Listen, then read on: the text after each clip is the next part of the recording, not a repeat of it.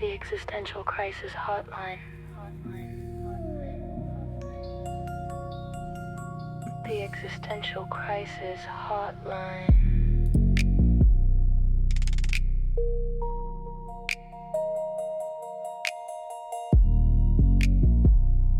The Existential Crisis Hotline.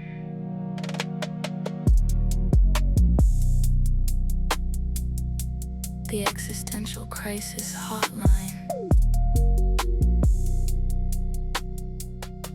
The Existential Crisis Hotline. What's up, everybody? You know it's ECH time.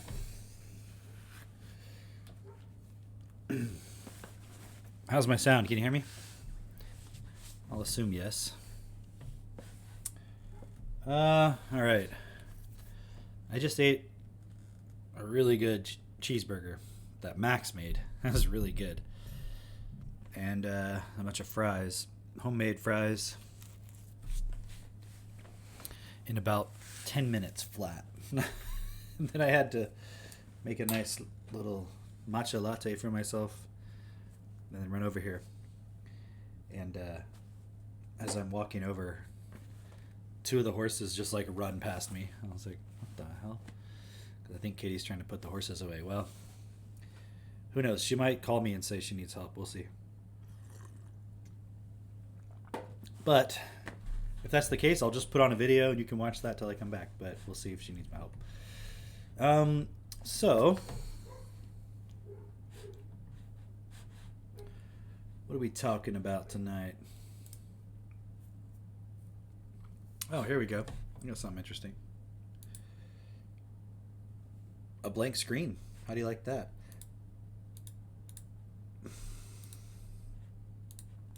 Perfect. Let me... For some reason, when I close this streaming program I use, and then open it back up, I have to like reset the windows. I don't know if there's a way around that, but it's okay. I've kind of got it down now. There we go. Morphic resonance and morphic fields. So I was reading more of Prometheus and Atlas. I'm about halfway through. It's really good. I just read it at night, and I was reading a little bit earlier today. But he was talking about some of Rupert Sheldrake's research, which I had looked into, I don't even know, like maybe 10, 15 years ago? Not really sure.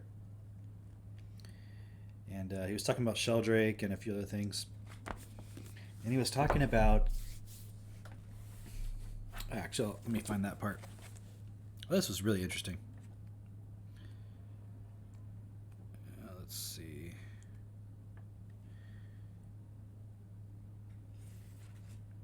He's talking about these experiments they did with like dogs and animals, where they would take dogs and then they would like take them somewhere away from their home, like a couple miles away, and then like let them go, and they would find their way back home.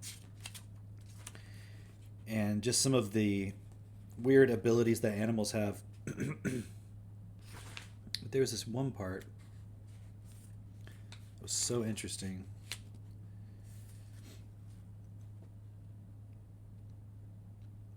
They did all these experiments with pigeons. I don't know if it was Sheldrake that did it or if they just talking about it.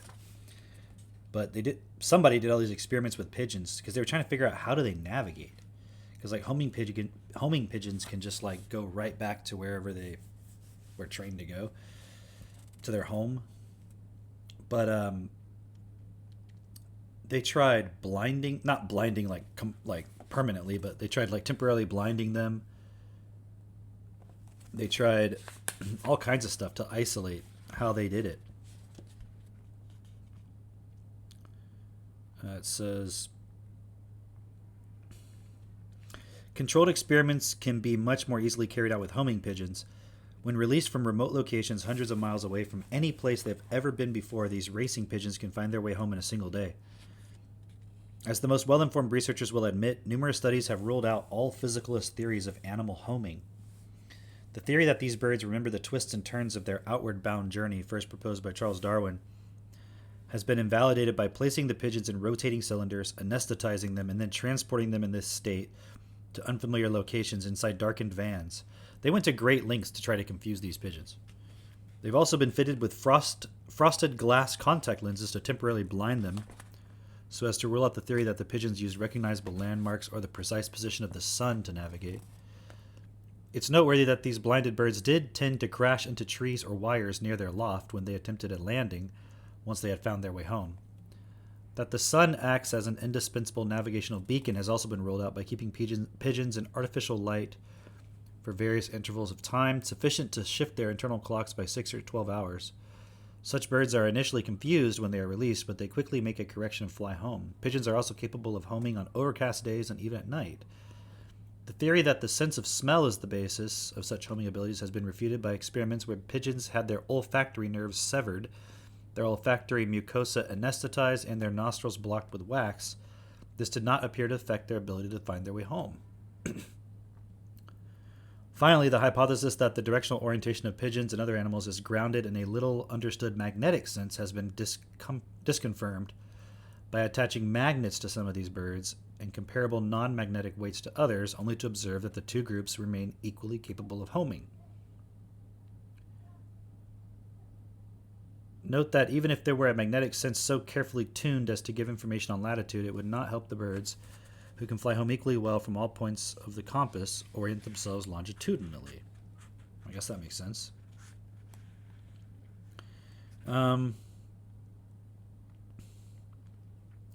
They talked about these experiments with termites, where they had some kind of a little termitarium where they had an enclosed termite mound, and then they would bust up the termite mound and then put a barrier in the middle that was opaque, soundproof, scent-proof, and then the termites would start repairing their respective halves of the colony, and they were identical on both sides. They were basically the idea is that they were communicating in some kind of telepathic way, because they both recompleted the structure completely isolated from each other. So it's just kind of trying to allude to animals having some sort of telepathic sense. They did all these experiments with fish, trying to figure out could they, mess with their inner senses and stuff, and they can still swarm in a school without colliding. And then it says, as it is with schools of fish, so it also appears to be with flocks of birds. Films of large flocks of Dunlin birds, when slowed down, show that the organic banking movements of the flock are initiated either by a single individual or by a few birds together at some point within the flock. The wave of movement radiates outward from this point to the rest of the flock, taking only 15 milliseconds to pass from one bird to its neighbor. Yet, when Dunlins are tested in a laboratory, it's found that they are incapable of even the most primitive reaction to sensory stimuli, at any rate faster than 38 milliseconds, so which is half of how fast they have to react to flock.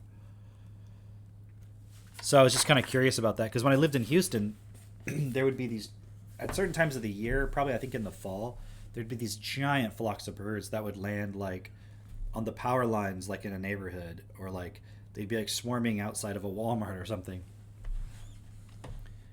And I was looking into that. Let me just publish this real quick while I'm here. I was looking into that. Come on. Firefox is very slow.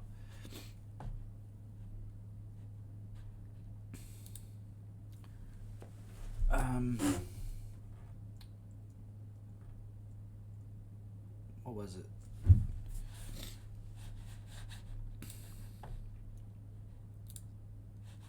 This video.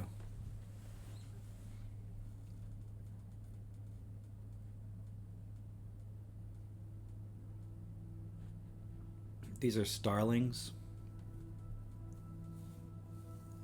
I don't care about the music.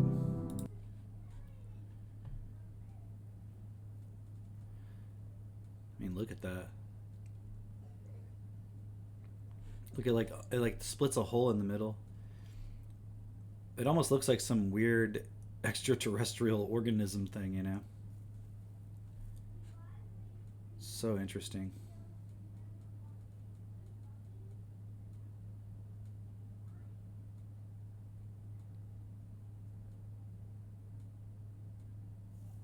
It's crazy.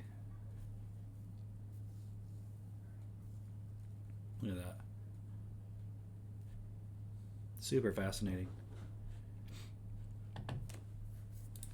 So Sheldrake has this whole concept of morphic resonance and morphic fields. In the hypothesis of formative causation, I propose that memory is inherent in nature. Most of the so-called laws of nature are more like habits.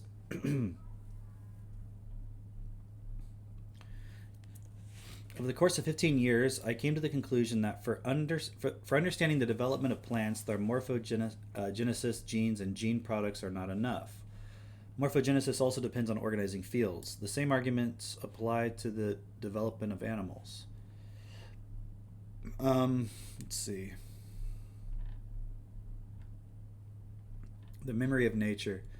From the point of view of the hypothesis of morphic resonance, there is no need to suppose that all the laws of nature sprang into being fully formed at the moment of the Big Bang.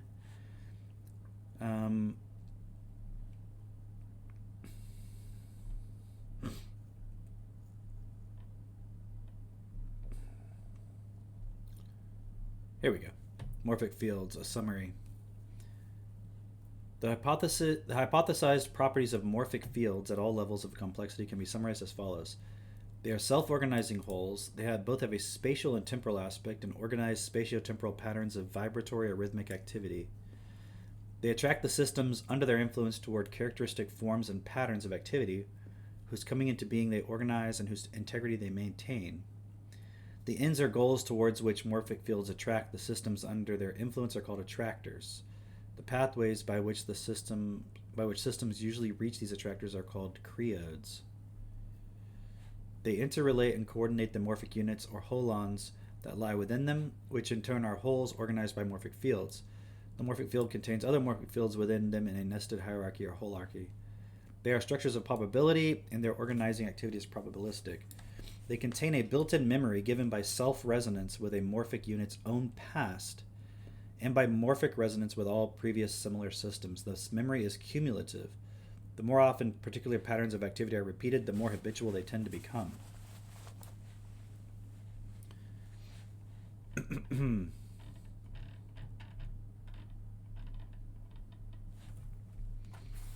he was talking about morphic resonance also in another, maybe it was in an interview where Giorgiani was talking about like how scientists would synthesize a certain chemical in a lab, and it would take a certain amount of time because it was like being synthesized for the first time. But then later, another scientist synthesizing it, it would happen much more quickly. And the idea being that like reality is retaining a memory of that solution to that particular problem. So then it can apply that solution much more quickly in another case. Kind of makes me think of like the 4-minute mile being broken, and then suddenly everyone can do it. Like when I was a kid playing soccer, I grew up playing soccer, and I'm just thinking about how when I was growing up, you know, what would have been impressive soccer juggling skills compared to like today. You know, I don't watch a lot of videos about soccer, but you know, when I've seen some here and there, the stuff that even kids can do juggling wise with a soccer ball is crazy. Like, I remember I had this video of Pele, who at the time was considered, well, he still is, one of the greatest soccer players ever. And, but like from like the 60s, 70s. or like 50s, 60s, 70s, even maybe before that. And, watching him juggle was so impressive. And yet nowadays, the stuff that even kids can do is like, it's just crazy. Another example is like beatboxing, right? I remember there was this kid in my chemistry lab when I was in college who could beatbox, and he would like tap on the desk with a pin and like beatbox with it. And it was so crazy, But if you watch beatboxing now, it's insane. Like what people can do. Let's see.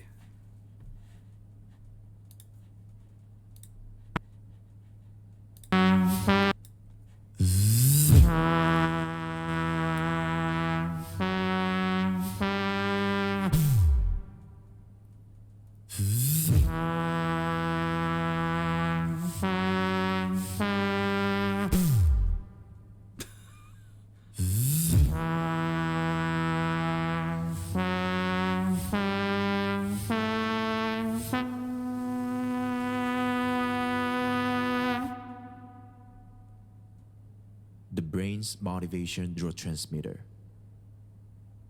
dopamine.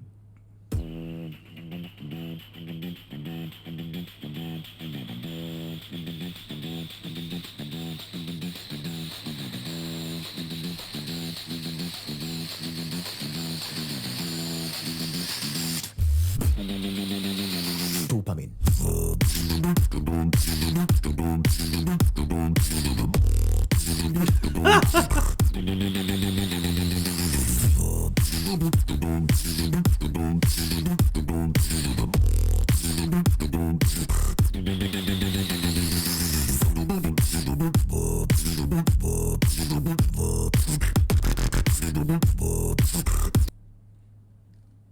Okay. Like, that would have seemed impossible when I was a kid growing up. Like if you could just be like, boom, basic shit would have been like really talented. So I'm just saying, like, there's this level where it's like you solve a problem, and that memory is sort of in the field, is according to the ideas of Sheldrake, and then it's like other people are accessing that. So the threshold of being able to get to a higher level is much quicker. And that's, I think, why the 4-minute mile thing happens, because someone finally breaks it. It's not just because other people believe it can be done. Oh, I think it can be done. It's like actually the human physical form, having accomplished that, now human physical forms are more easily able to repeat that same thing. That's at least according to the theory of morphic resonance. I wonder if there's anything else about morphic resonance on YouTube.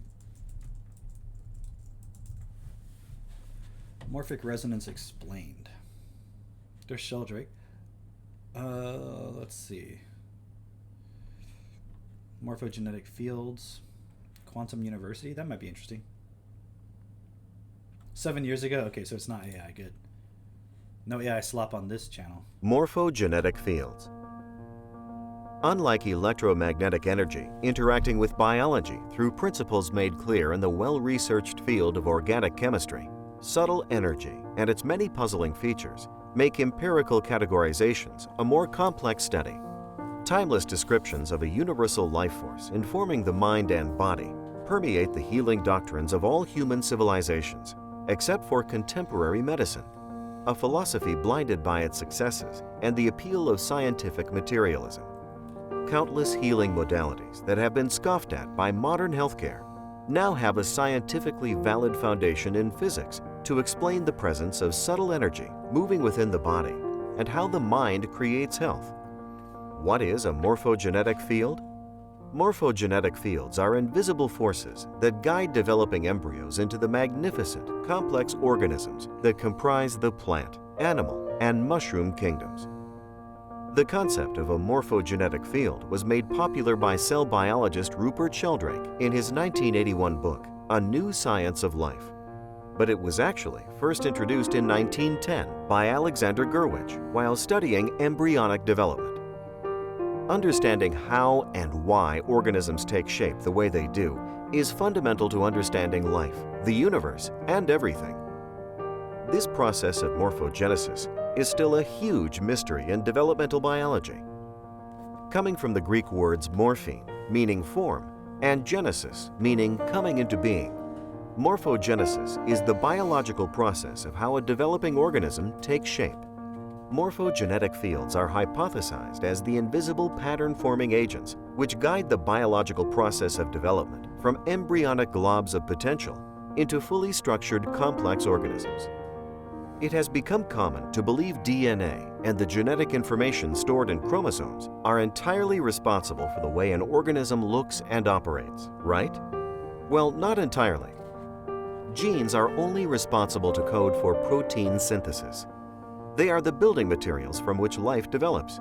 But morphogenetic fields are like the intelligence of the architect. They analyze the blueprints and explain what building materials go where. For example, our arms have the exact same DNA in them as our legs, so we need a proper explanation for why they look so different and how the body knows to form them in such distinct fashions. Humans, like all mammals, employ Hox. That's actually a really cool point because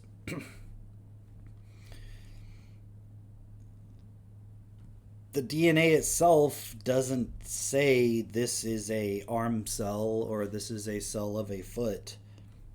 There's got to be something else going on than just the DNA itself unfolding. Because what tells it how to unfold and structure the proteins in a way that it forms the structure of your hand, for example, versus, your knee. Interesting.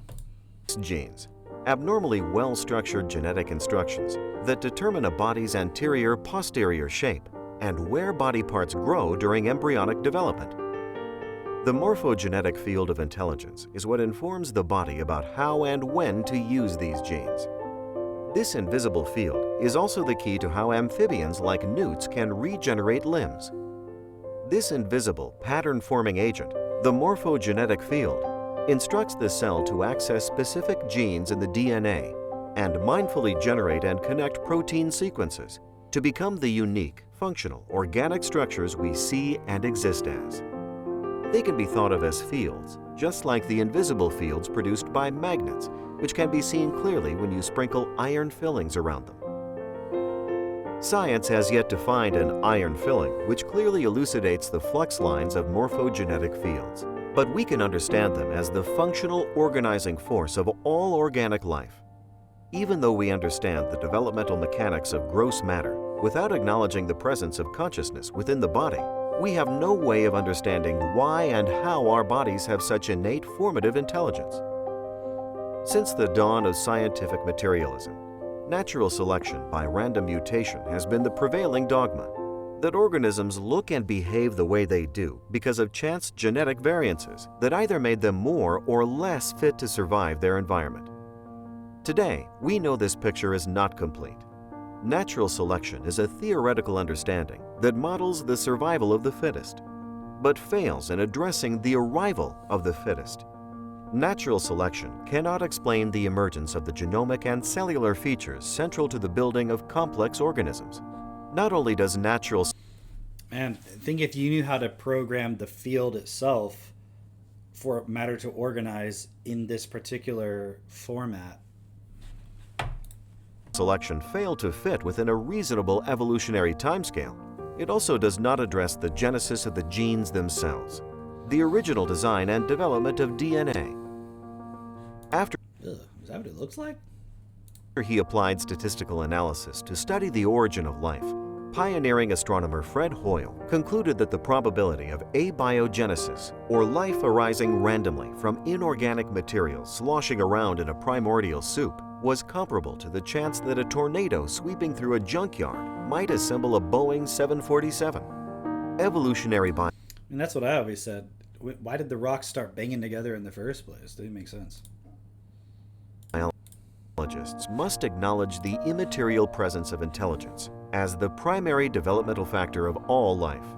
These invisible forces not only shape complex multicellular organisms like you and me, they also shape unicellular organisms like radiolarians. These single-celled organisms all share identical DNA, but are observed to form in different, complex shapes. Another example can be seen in flatworms. You cut up a flatworm into pieces, and every single one goes on to form a whole new flatworm. Regardless of what part of the flatworm you cut, it still creates a new head and a new body.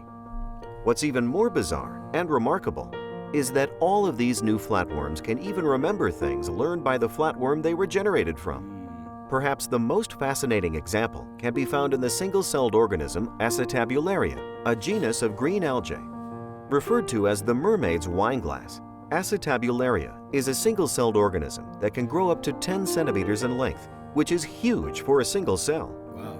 But what's even more incredible is they can regenerate an entirely new Acetabularia from a cutting of the stalk, recreating the entire form without any of the genetic information contained in the nucleus. A triumphant hint that genes do not control the process of morphogenesis. The chakras, the vital applications running the circuitry of our physical bodies, are like the magnets that produce and move these fields of morphogenetic energy throughout your being and organize the development and maintenance of your physical health and well-being.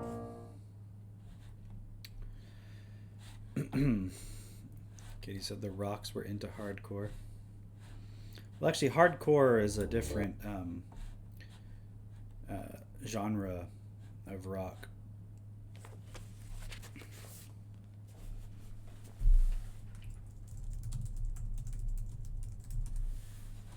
Hardcore, so it's a subgenre of punk rock, technically. And then you have post-hardcore. High-energy punk rock subgenre originating in the mid-1980s that retains hardcore punk's intensity. It's crazy how fast things evolve, even in that sense. Like, look, hardcore started in the 70s to 80s, and then by the mid-1980s, they already had post-hardcore. Then you got post-punk, which would be different than hardcore or post-hardcore.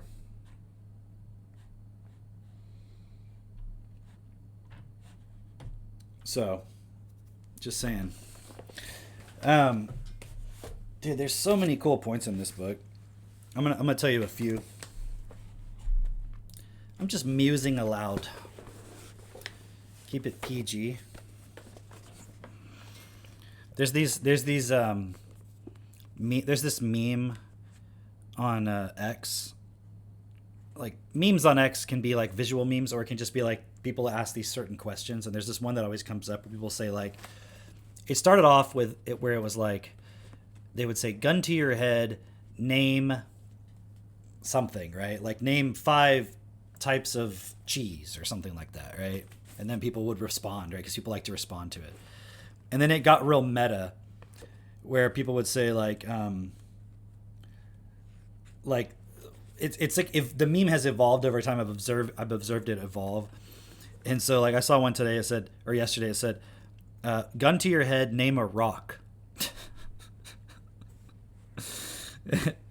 People were putting, like, sedimentary, I don't know, like random stuff. And I said Fraggle. Okay, so I'm just going to muse aloud with you tonight for a moment.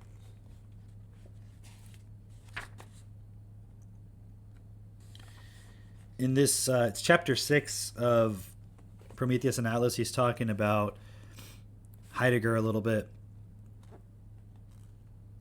And man, this one, the thing is, like, how do I express this? It's like the mainstream idea people have of things is so not the whole picture of what these philosophers were actually talking about. You know, like, you hear Plato's cave, for example. So you have this certain impression of what Plato was talking about, but it's so much deeper than that. But anyway, so here's Heidegger. This is so interesting. And it's kind of out of context for you guys, because obviously he's built a lot of context already in the chapter, but I just thought he's also talking about Henri Bergson as well. And I think basically what he's trying to get at is that there's the supernatural realm, okay? But even when I say supernatural realm, immediately your mind goes to, oh, a different realm beyond the physical one. And I think what Giorgiani is trying to get at through this is like that automatic separation of supernatural and the natural world, which obviously like modern science would say the supernatural is probably not even real. But even the fact that there's a division, because then you have like, like a Christian might be like, no, I know there's a supernatural world, but it has certain types of influence in our world, but they're almost like separate domains, right? But that whole idea that your mind automatically goes to is, I don't know if it necessarily technically originates with Descartes, but that's kind of what Giorgiani argues, is that it really starts with Descartes, with the mind-body dualism. And then Immanuel Kant picks up on this as well. But it creates, that's why he calls it the occultation of supernature is the name of this chapter. And it's basically like the idea that it's separate somehow from our current reality. And a lot of that has to do with, it's easy to believe that because you have, just your five senses basically. And even your intuitive sense, it's like if you have an intuitive sense of something, but it can't be explained in the context of the five senses, it's usually dismissed, right? So I think what he's trying to do is basically open up the idea that there really is no boundary between what we call nature and the supernatural, the natural and the supernatural. They're really all one. That's why he's calling this, his whole kind of general thesis in this book is around what he calls the spectral nature of reality. Like things exist on a spectrum, but it's all one thing. But because starting with Descartes, and maybe even in other ways before that, but specifically he's picking up at Descartes and showing how Descartes basically laid the foundations of our modern scientific method, where in today's world we basically just totally reject anything that has anything to do with supernatural. But like what we were looking at with Rupert Sheldrake is that it's modern science is really not that capable of explaining a lot of phenomenon, even just, for example, how our bodies work, how the was like planaria or whatever, those worms, flatworms, when you cut them, how is it that they form two new worms? Like if you cut it in half, the one with the head grows a tail and the one with the tail grows a head. How does it know to do that? And his whole theory is that there's a morphic resonance. There's sort of a field that's informing the DNA of what's the basic structure that it's trying to create. And I think that even plays into, like when I say, okay, the supernatural, and then when I said, your mind will automatically go to, there's a division between the two. They're separate things. Like, I know that's the case. No, not literally in every single person's mind they'll think like that. But generally speaking, it's very hard for people to think outside of that box because that form, let's just say that resonance, is so ingrained and it's been repeated so many times that it's very difficult to think outside of it. It's like you feel this friction inside of you trying to go outside of that. So anyways, I want to read a little bit because there's this one section that just like, I think I was reading was I reading this last night? I think I was reading it last night. I had to read it a few times because it was just so interesting. So he was talking about some seminars. Let me see if I can find the right spot. Hold on. This might be... Yeah.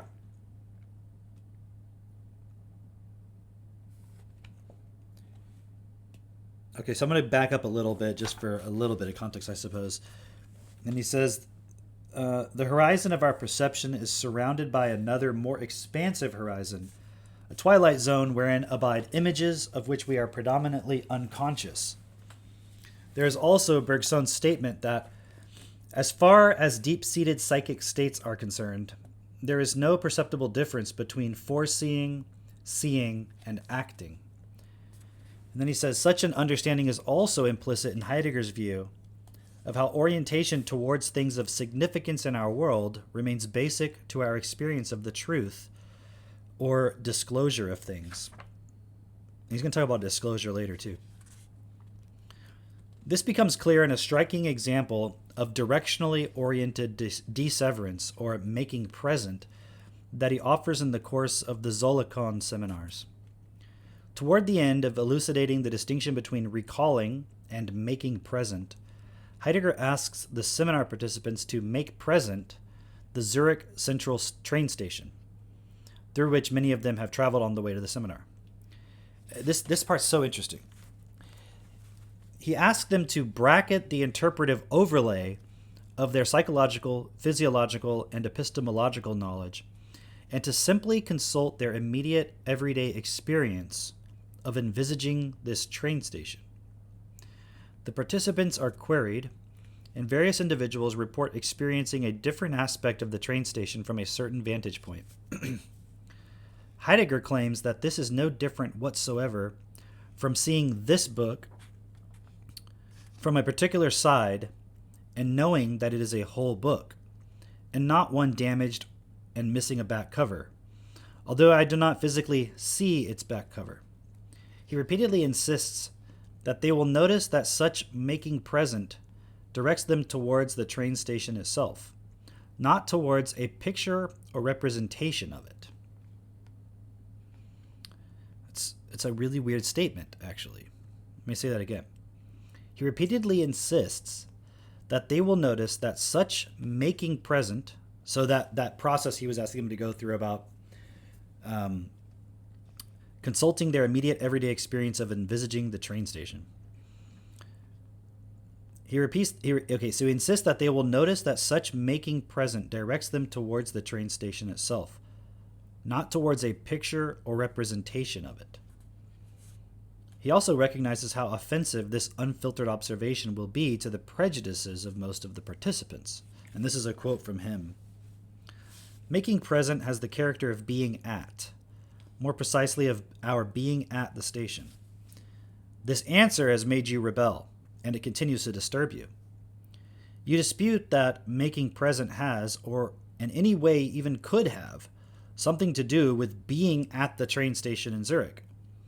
During the performance of this making present, we are here at Boss's house, I guess wherever they were doing the seminar at.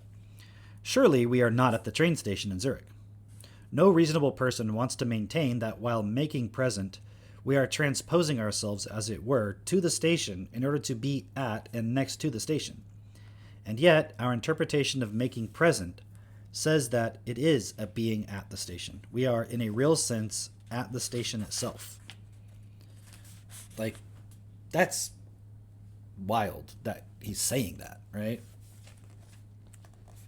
Heidegger goes on to make clear that for the participants to fancy that they only think that they are at the station, or that they are at the station only in thought, is not faithful to the experience that he has guided them into having. And I wonder if there's more to the story. Like, I wonder if he was having them sit and actually imagine being there. I'm not certain. Like, it didn't really explain that.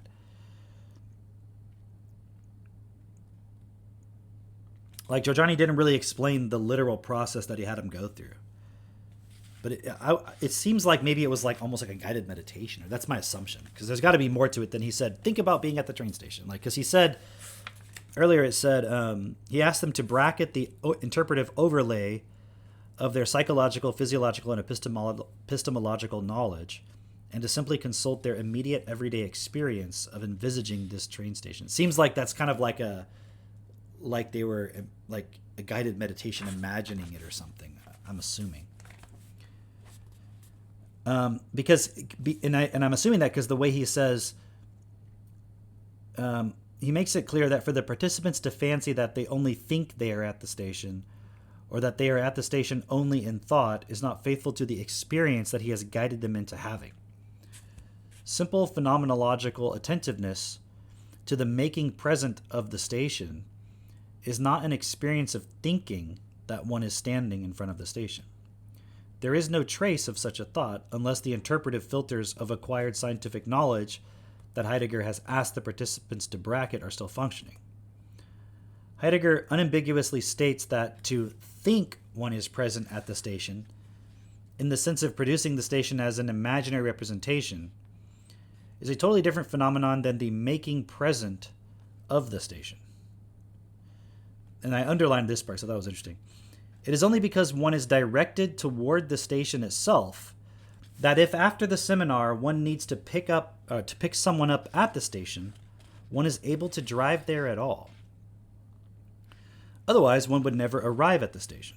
One does not drive towards a thought or mere image or representation of the station in one's head. The possibility of having the station, or anything for that matter, present at hand is grounded in a more primordial possibility of engaging its presence even while it is physically absent. And then, so when he said that, I was like, oh, he's trying to connect that to the homing pigeons. Like that the pigeons are not separated from wherever their home is, wherever they're supposed to go to, in a sort of construct of space and time. It's like they're just like almost like bringing it towards them, or they're moving towards it, but it's like they're not moving to it through a construction in their mind. They're like physically present in reality, and not the station, their home base, whatever you call where a homing pigeon goes. They're actually moving towards it in reality, in like an actual substantive reality. They don't have a mental construct of it. Because in order for them to be doing it based on a mental construct, they would have to know where it is in relation to where they're at. And they did all these experiments to show like they don't know. Like we blindfolded them, we put them in a box in a van where there's no windows, and the whole time we turned them upside down and everything, so they couldn't just kind of feel the turns of the van and stuff. They did all these experiments to try to like isolate any ability for them to know where they were at in relation to where they need to go, and they would still go there. And they did these experiments with dogs. There was some other experiments he talked about with horses, where I'll read this part. It's pretty interesting.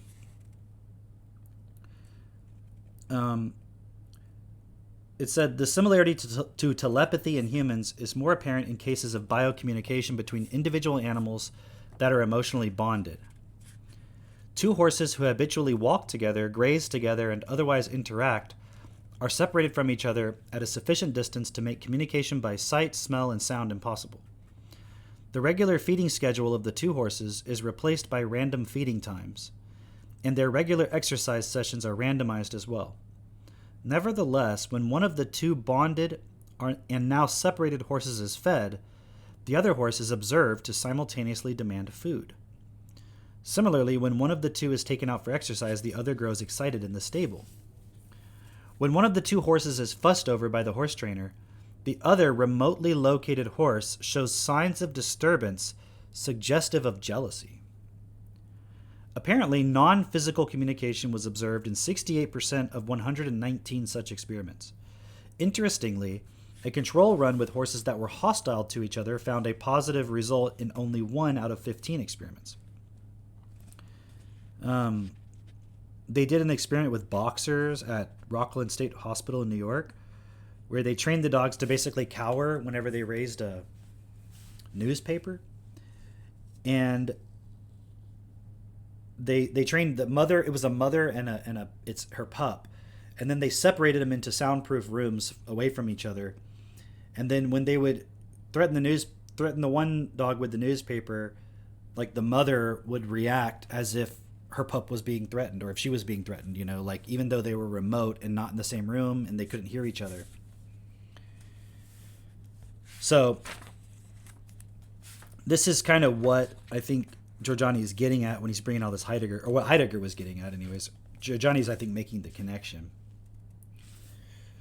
It is intrinsic. The possibility of having the station, or anything for that matter, present at hand is grounded in a more primordial possibility of engaging its presence even while it is physically absent. It is intrinsic to the characteristic openness of Dasein, or their being, that we can make a remote location present, while a very different location surrounds us, present at hand. And then he says, note this striking passage. This is from those same seminars. During the making present of the station, we are clearly, in fact, here inside this house. Yet our being here offers us various possibilities. We can participate in the discussion, look at the clock, and follow how one of our colleagues answers a question directed to him. We can also make present the Zurich train station. In this case, we are here inside Boss's home and simultaneously at the Zurich train station. Our being here happens continuously and necessarily in such a strange and even wondrous way. Our being here is essentially a being with beings, which we ourselves are not. This being at is usually characterized by the bodily perception of things physically present, but our being here can also engage itself in being with things not physically present. If this possibility did not exist and could not be performed, then, for instance, you could never arrive at home this evening. And I was just thinking about that too, like that point. If this possibility did not exist and could not be performed, then, for instance, you could never arrive at home this evening. And I was just thinking of, like, there's something to that point. It's like when you're moving towards something, you are not just following a map in your mind. You're not, like, thinking through all the steps. You don't have a picture of it necessarily. Like, you're just able to move there. It seems like an obvious point, but at the same time, it's not just a mental thought process activity you're going through. Let's see. Okay, and this part was also interesting too.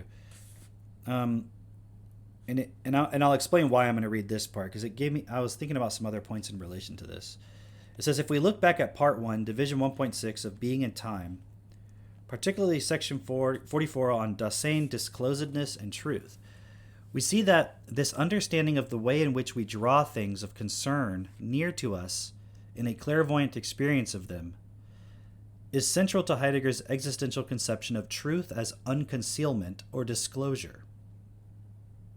And we were talking about Disclosure Day yesterday.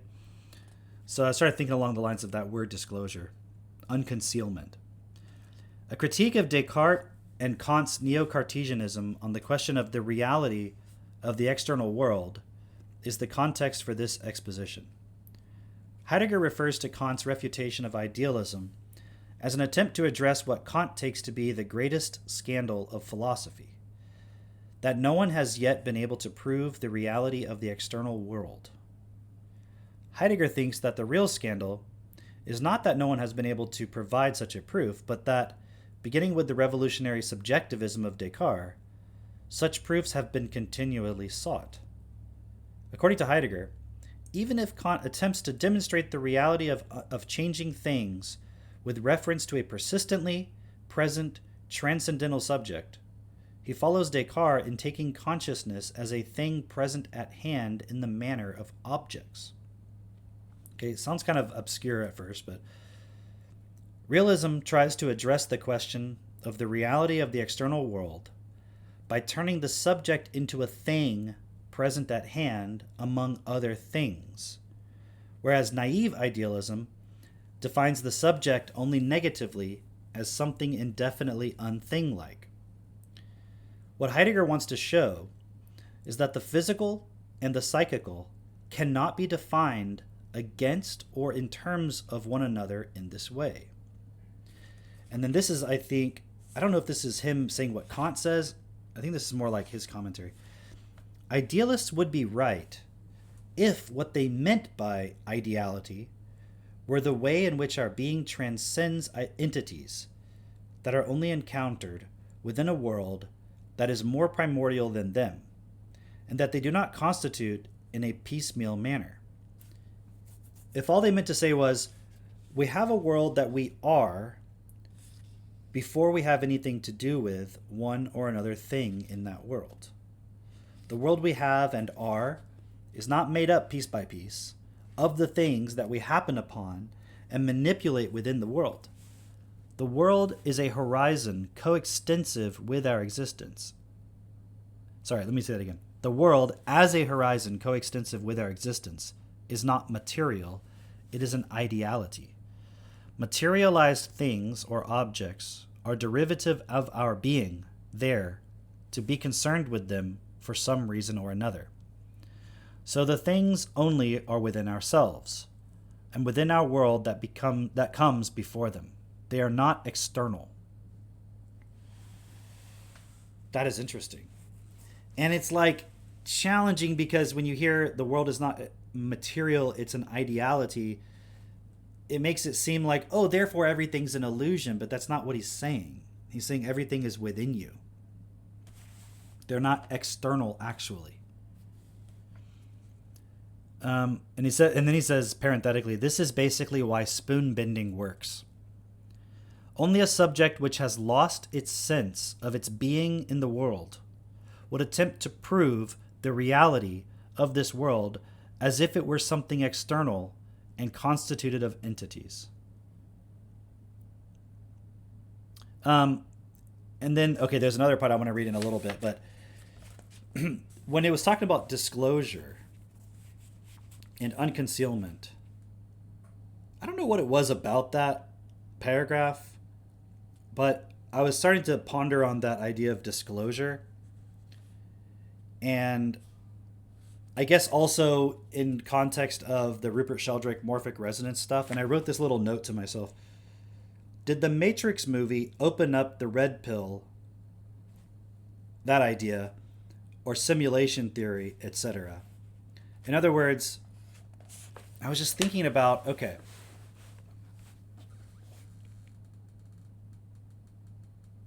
how many people before the Matrix came out were talking about the red pill?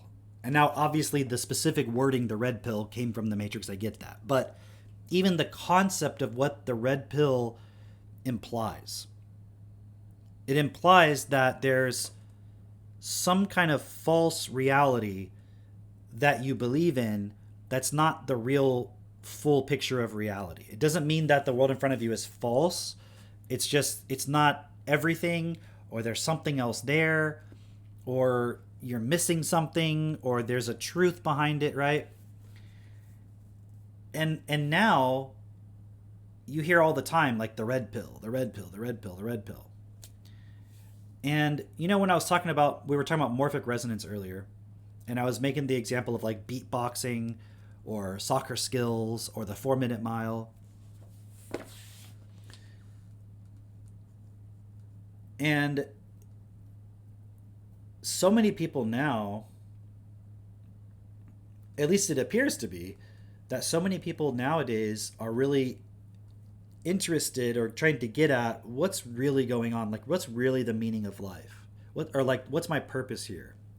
Like, looking beyond just, okay, I've got a job, my family, hobbies, just live my life, you know?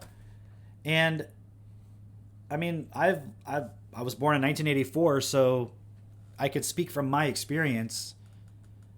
When I, in let's say 2007 or so,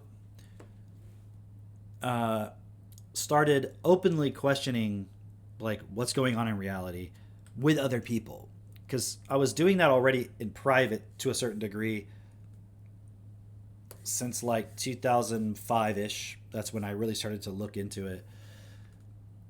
But around 2006, 2007, I started trying to talk to other people. Like, hey, don't you think something weird is going on in reality?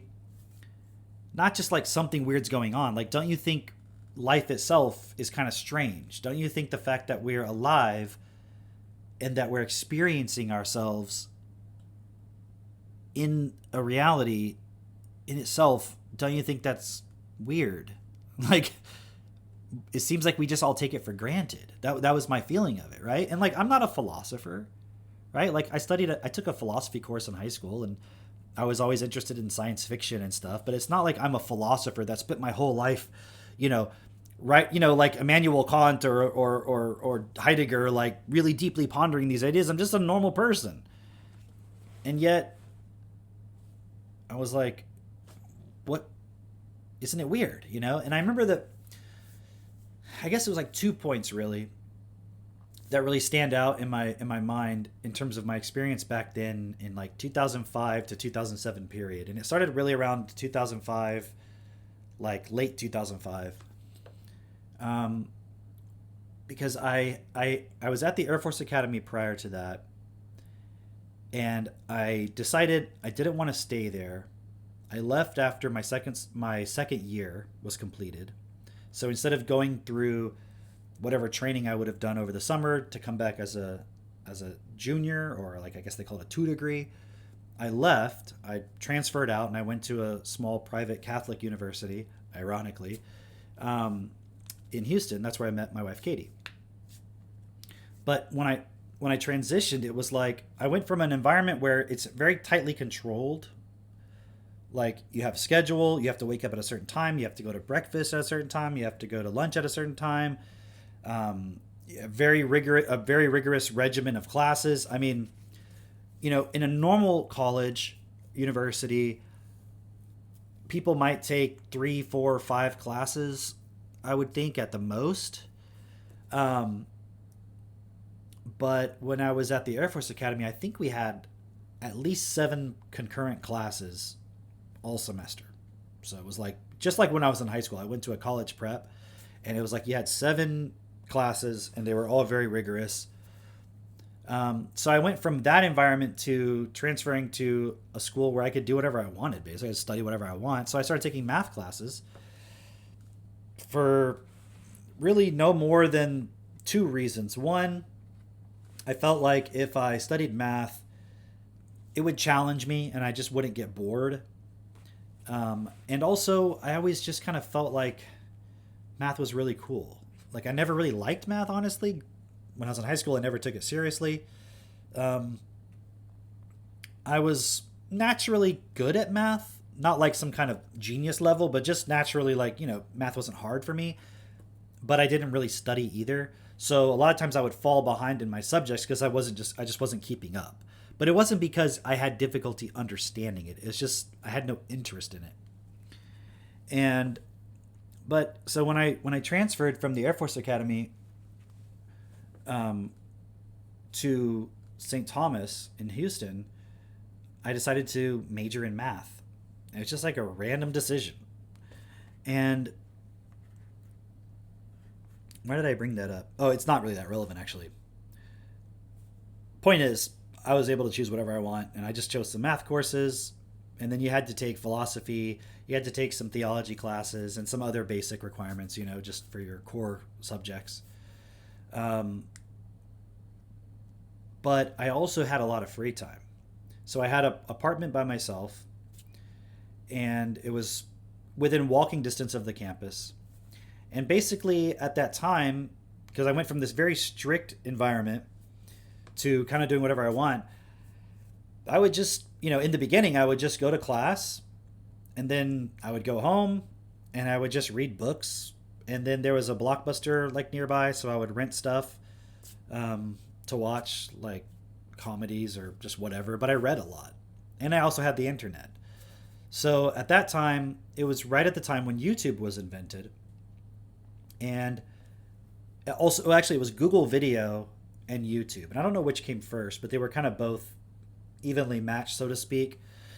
So there was a lot of things I could access. And, you know, I started watching documentaries. I'm pretty sure I watched Century of the Self at that time. Because I remember watching it. I'm assuming it was out then. Hold on. Let me get back to my window.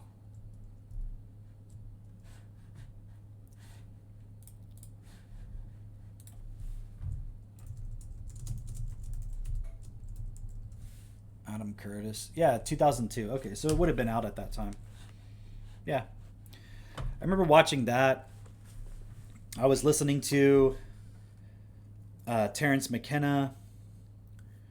And I was also very interested in the idea of consciousness. I had no context for consciousness in any sort of spiritual sense. it was purely from the perspective of consciousness is just your self-awareness. That's all I really saw it as, just like your ability.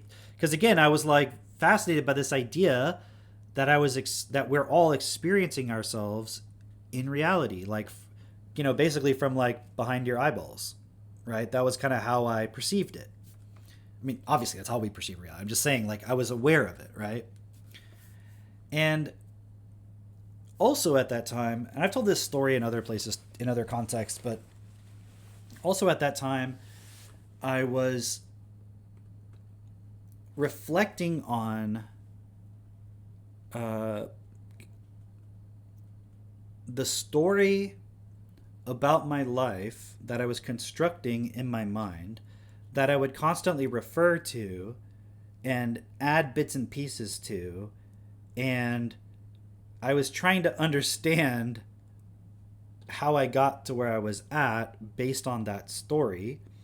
And I was always focusing on certain events that happened in my life, like when I was 7, my parents got divorced, my mom moved away. That was a very, you know, emotionally traumatizing situation.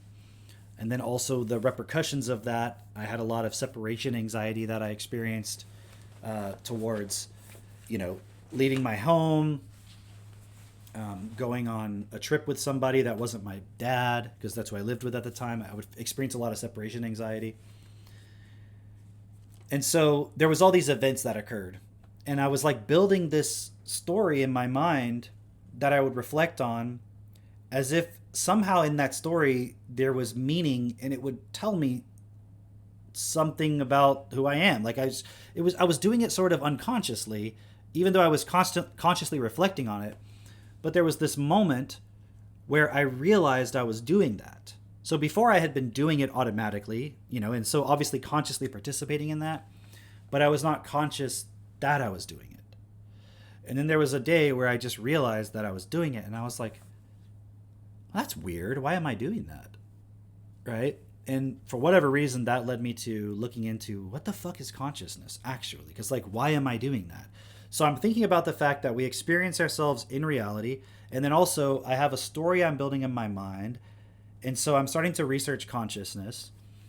And at the time I got very, you know, I went really deep into what is the scientific understanding of consciousness? Where does it come from? And at the time when I first started looking into it, it was just a lot of people trying to explain it from the perspective of the mechanics of it, like microtubules, you know, having quantum events, and therefore that can produce consciousness. But that wasn't really a satisfactory answer, because it's not really explaining anything. It's like, okay, so it'd be like if I said, why does this spaghetti taste so good? And you were like, well, because the way salt chemicals interact with, you know, the tomato sauce molecules, you know, it produces a feeling of intense satisfaction in you.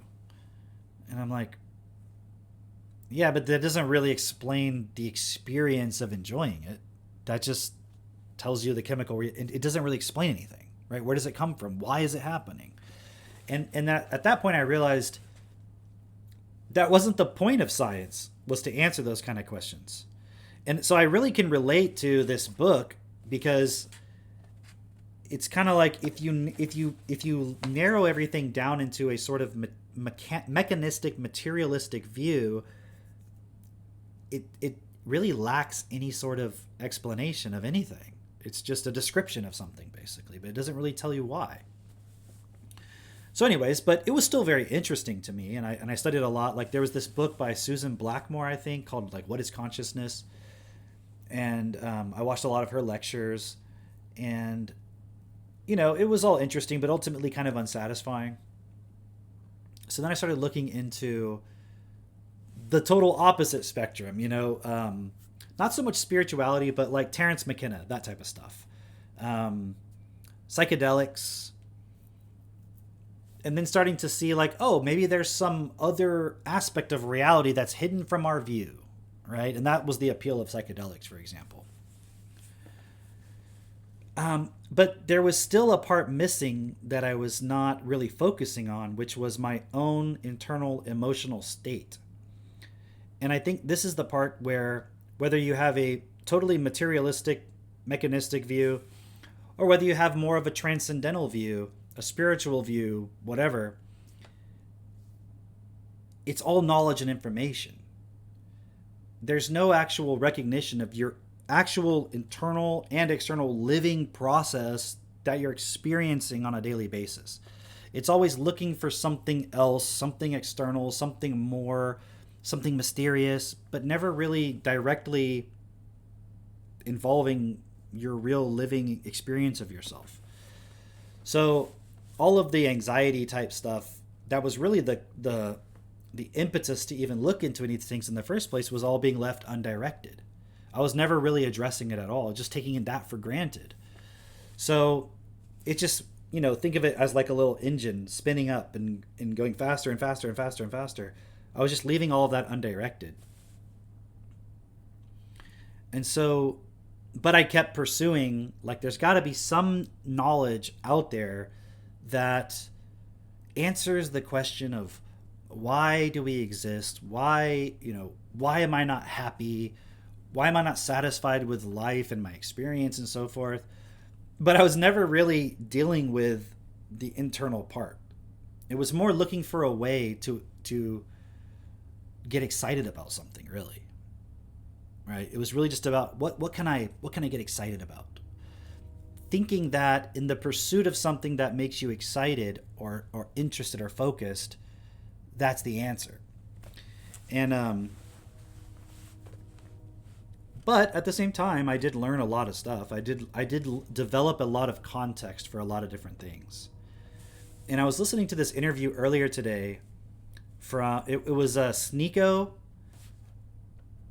Professor Zhang Shui Qin, the Chinese professor, the professor that's not a professor, and Alexander Dugin, who's a Russian philosopher. And I was just listening to them discuss eschatology and a few other things. And there was this statement that Dugin made that because SNECO was asking him, like, what is your actual belief system? And he explained that he's a Orthodox Christian.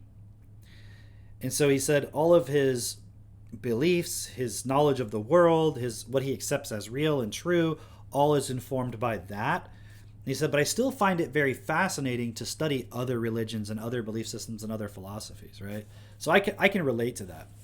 I'm not like searching for, there's some answer in this, but it's still interesting to understand, this is how people think. These are ideas that explain why certain things are the way they are in the world, like why certain people act certain ways, why they react to certain things, or why certain information is challenging for them, because you can understand their belief system. So I've always kind of carried that through, but in the past, it was more like I was searching for some kind of answer somewhere. But I always had this experience where, I would very easily pick something up, and depending on the vocabulary level, if it was like, if I had picked up a quantum mechanics book, I wouldn't have understood it. Like if it was literal math equations, because I didn't have all the vocabulary of all of that. But there was a lot of stuff that I could understand. And so I started just studying everything that I could find. And the way I would do it is I would usually like randomly find something, almost like how I found this book, right? And today, though, we have YouTube, so you have an algorithm which recommends shit to you. Back then, around that time, you pretty much just had the internet, and then you had like bookstores. And the way I would find stuff before, the bookstores around where I lived weren't that really that great in Houston. When I moved to Portland in around 2007, I think, they had this gigantic bookstore called Powell's Bookstore. I'm assuming it's still there. And it's like 5 Barnes & Nobles stacked on top of each other. And it's insane. And they had this entire, room, bigger than the room I'm in right now, much bigger, just walls of metaphysics. And you name it, it was there. And like a whole other section on philosophy or psychology, and they had entire, imagine maybe a Walmart's an exaggeration, because it's not like this large spread out building. It's like levels and rooms that you go through, like a doorway, and to get into another section, they would call that another room, like the gold room, the purple room. But there'd be like bookshelves everywhere, you know, like kind of like in a library, and then books on the walls and stuff. And so I spent a lot of time, I think it was the red room was the metaphysics, if I'm not mistaken. That's where metaphysics was. And, oh, actually, you know what I just realized? Okay, let me take it back for a second. Because I'm like, how did I start coming across some of these other things I was thinking of? So I was studying consciousness. And at the same time, I was listening to a lot of music. So those were like my two favorite things, was reading books, usually about sci-fi, but also science, and listening to music. And I would kind of take the same approach, where I would find something, I would get really interested in it, I would study it. So like when I'm listening to the music, I'm almost like studying it, listening to it, like trying to understand it. And then I would listen to like take an artist like Frank Zappa, for example, who's got like lots of music, and they're all different styles and so forth. And you would listen to something, and then I would like it, and then I would find another album he did, and I would study that, and so forth. And you kind of do the same thing with music that you can do with literature or science or philosophy, where you can find what artists were influenced by this artist that you like. And so, because I liked Frank Zappa, I found out about Captain Beefheart. And I also found out about the Velvet Underground and a few other different artists. And so those kind of like led me in all these different directions of different types of music and so forth. And I'm getting somewhere. I'm going somewhere with this. There was this one, I'll tell you a funny story. There was a documentary that I watched during this time period of 2005 to 2007. And so this also had an influence on me at the time, which actually in a way helped me accelerate this process of this inner anxious turmoil that I was feeling, which was a documentary called Dig, I think that's what it was called, about this band called the Brian Jonestown Massacre. And this guy who's the main leader of the band, his name's Anton Newcomb. And really, he's kind of like the centerpiece of it. And he would have members come and go, but he was always like sort of the main creative guy within all of it, right? And it was really about him. And then the documentary is about him and his kind of like competitive rivalry with another guy named Courtney something. I can't remember his last name. But he's the lead singer of, what is that band called? The Dandy Warhols. Okay. And they went on to become more relatively mainstream, more successful than this other group, the Brian Jonestown Massacre. But the documentary was sort of about their rivalry and about the tumultuous life of this guy. I think he's still alive today. He lives in like Iceland or something. And how they started off in like, I think Portland, and then they went to San Francisco or vice versa or something. And there was like a whole scene around their kind of music.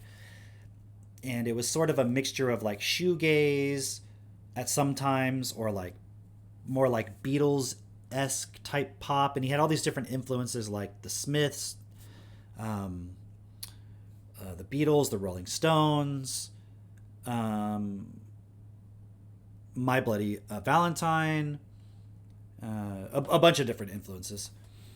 And he was really super creative, and I really liked his music. But the documentary was all about his life and how kind of like an emotional wreck this guy was, and he like would mistreat everybody, right? So that was one kind of big influence. Just I sort of developed this idea that, oh, maybe I need to be an artist. Maybe that's how I'll find this meaning that I'm looking for. But I never had the discipline in the context of art to even ever develop any real technical ability in that area. But it was sort of, there's the artistic side, and then there's like the scientific technical side that I was also very interested in. And so I'm just kind of giving you a little context. So then I got really interested in this one group, and I would listen to all their music, and there's like a huge catalog of music. And that led me to exploring all kinds of different stuff like My Bloody Valentine. I never heard of My Bloody Valentine. Or other groups. Like I got into the Rolling Stones. Yeah, the Rolling Stones too, but also Velvet Underground through listening to this other band, right? But then I randomly, I don't remember how this happened exactly, but I remember finding this band called The Fall, which probably none of you have ever heard of. And it's this band from Manchester in the United Kingdom.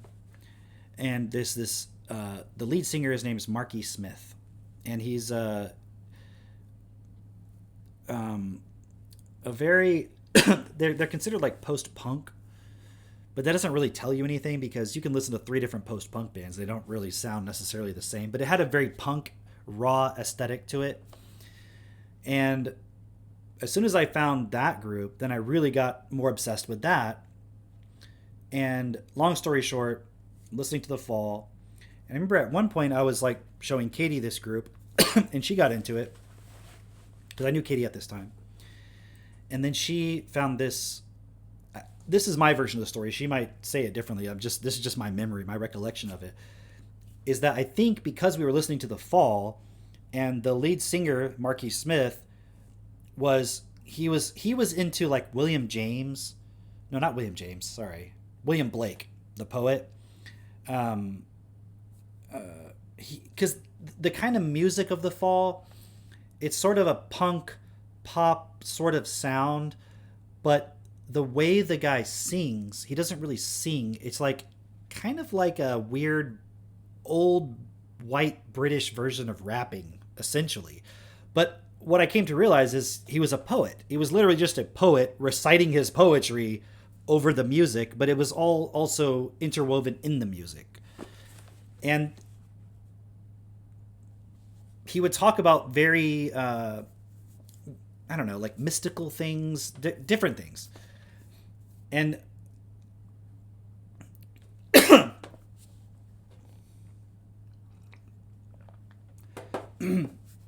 sorry, I'm choking up. I just get choked up when I think about it. So it's such good music. I'm being facetious. But anyway, so at some point, Katie must have looked into some of his influences and found about this author called Colin Wilson. Okay. And this guy, Colin Wilson, was a British author in, I think, the 50s. And what I know of his story is that, like, when he was a young man, like, he dropped out of college. I think he was in college and he dropped out. He was studying chemistry. Actually, let me look it up while I'm talking. It's a very interesting story, and actually it kind of ties into this Jason Giorgiani guy. So,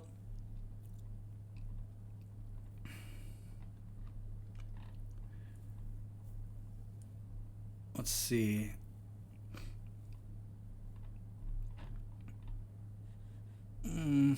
Doesn't really tell the story exactly. Basically, he had this experience, he describes in his books, where he was in a chemistry lab and he had this vision where he literally, like, almost like an out-of-body experience, sort of, but in his vision that he was embodying, he took this chemical and drank it, like, as an act of suicide. But then he didn't actually do that. It was just more of like an alternate timeline that he saw. So it was, in a way, sort of like a mystical experience that he had, some kind of weird, I don't want to say psychic, that's not really the right word, but it was like sort of a weird transcendental experience. And then because of that, he was like, what the fuck was that? That was so weird. And then he dropped out of school. And I could be getting the details wrong, but basically he dropped out of school. And then he basically had an existential crisis. And then went to the library and spent all of his time just like reading everything he could find. And he wrote this book based on all the stuff that he researched at the time called The Outsider. The Outsider. Let me see if I can find it. Here it is. Oh, I didn't know it was published by Gollancz. Interesting. They've got a lot of really good sci-fi stuff. It continues to publish sci-fi, yeah. Interesting. So it says, Through the works and lives, so 1956, through the works and lives of various artists, including H.G. Wells, Franz Kafka, Albert Camus, Jean-Paul Sartre, T.S. Eliot, Ernest Hemingway, blah, blah, blah, Van Gogh, Hermann Hesse, Nijinsky, who I think was a ballet dancer, George Bernard Shaw, William Blake, Nietzsche, Dostoevsky, Gurdjieff. Oh, that's how I found out about Gurdjieff. Wilson explores the psyche of the outsider, his effect on society, and society's effect on him. And so he goes through all these different artists and kind of like analyzes their philosophies and so forth to form sort of his own argument out of all of them. Which, I mean, what was his point? Wilson then engaged... Okay, I'll just read this. The book is structured in order to mirror the outsider's experience, a sense of dislocation, of being at odds with society. These are figures like Dostoevsky's underground man, who seem to be lost to despair and non-transcendence with no way out. So you could see why I resonated with it at the time. Right? It's like when Katie gave it to me, I was like, dude, this is... She's like, you got to read this. I'm like, this is crazy. Because at the time, I wouldn't say I was depressed, because it wasn't like I was just sitting around doing nothing, but I also had a lot of existential anxiety.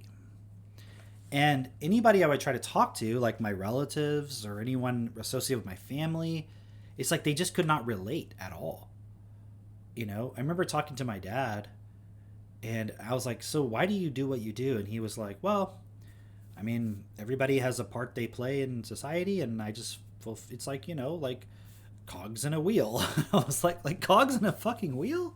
Damn. So it just wasn't a satisfying answer. Because, oh, you know, and that reminds me. Okay, let me make this point first, and then I'll come back. And here's why.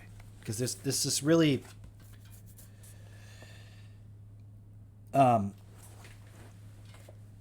this really cool point. Someone's trying to call me. Sorry, on a live stream. I should pick up and say, hey, you're on live. You're on live with Cameron.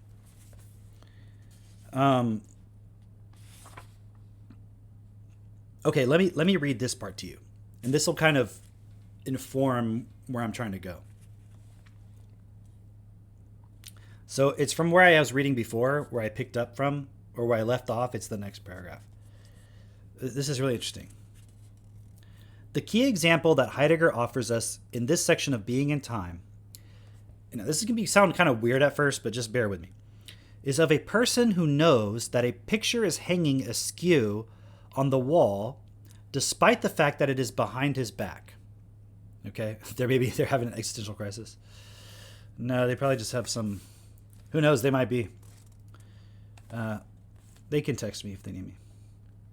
Okay, let me start over.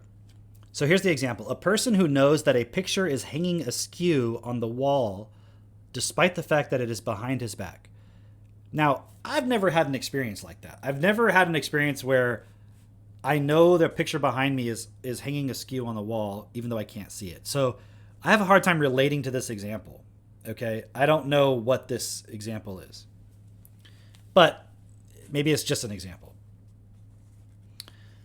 The person has not physically perceived the picture that is askew, or at the very least, he cannot observe that it remains askew at present. So how does he know? But let's just say he has an intuition, I assume, is the point. Yet he knows that it is there, still hanging on the wall, but that something is not right with it.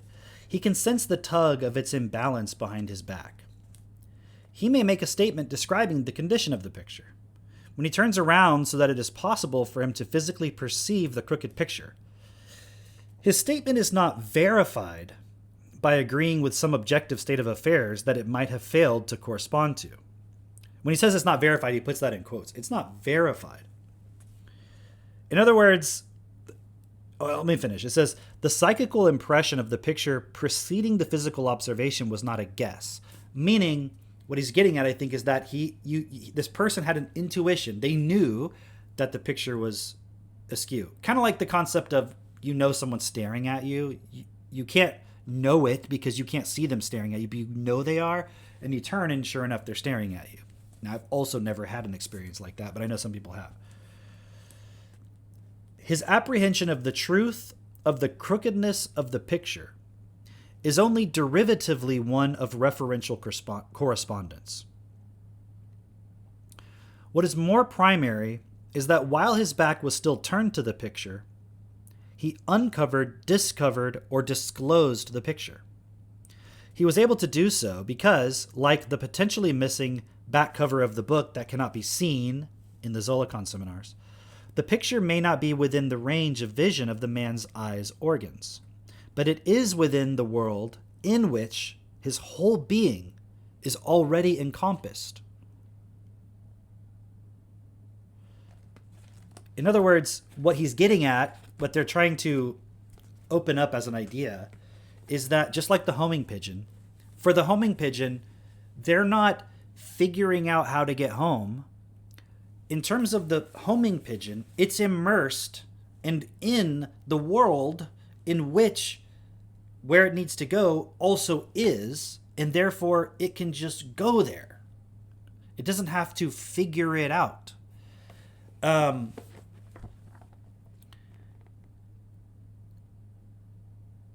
when I read that, I was like, oh, it's like when I was younger, like the period I was describing, I knew something was wrong in the world.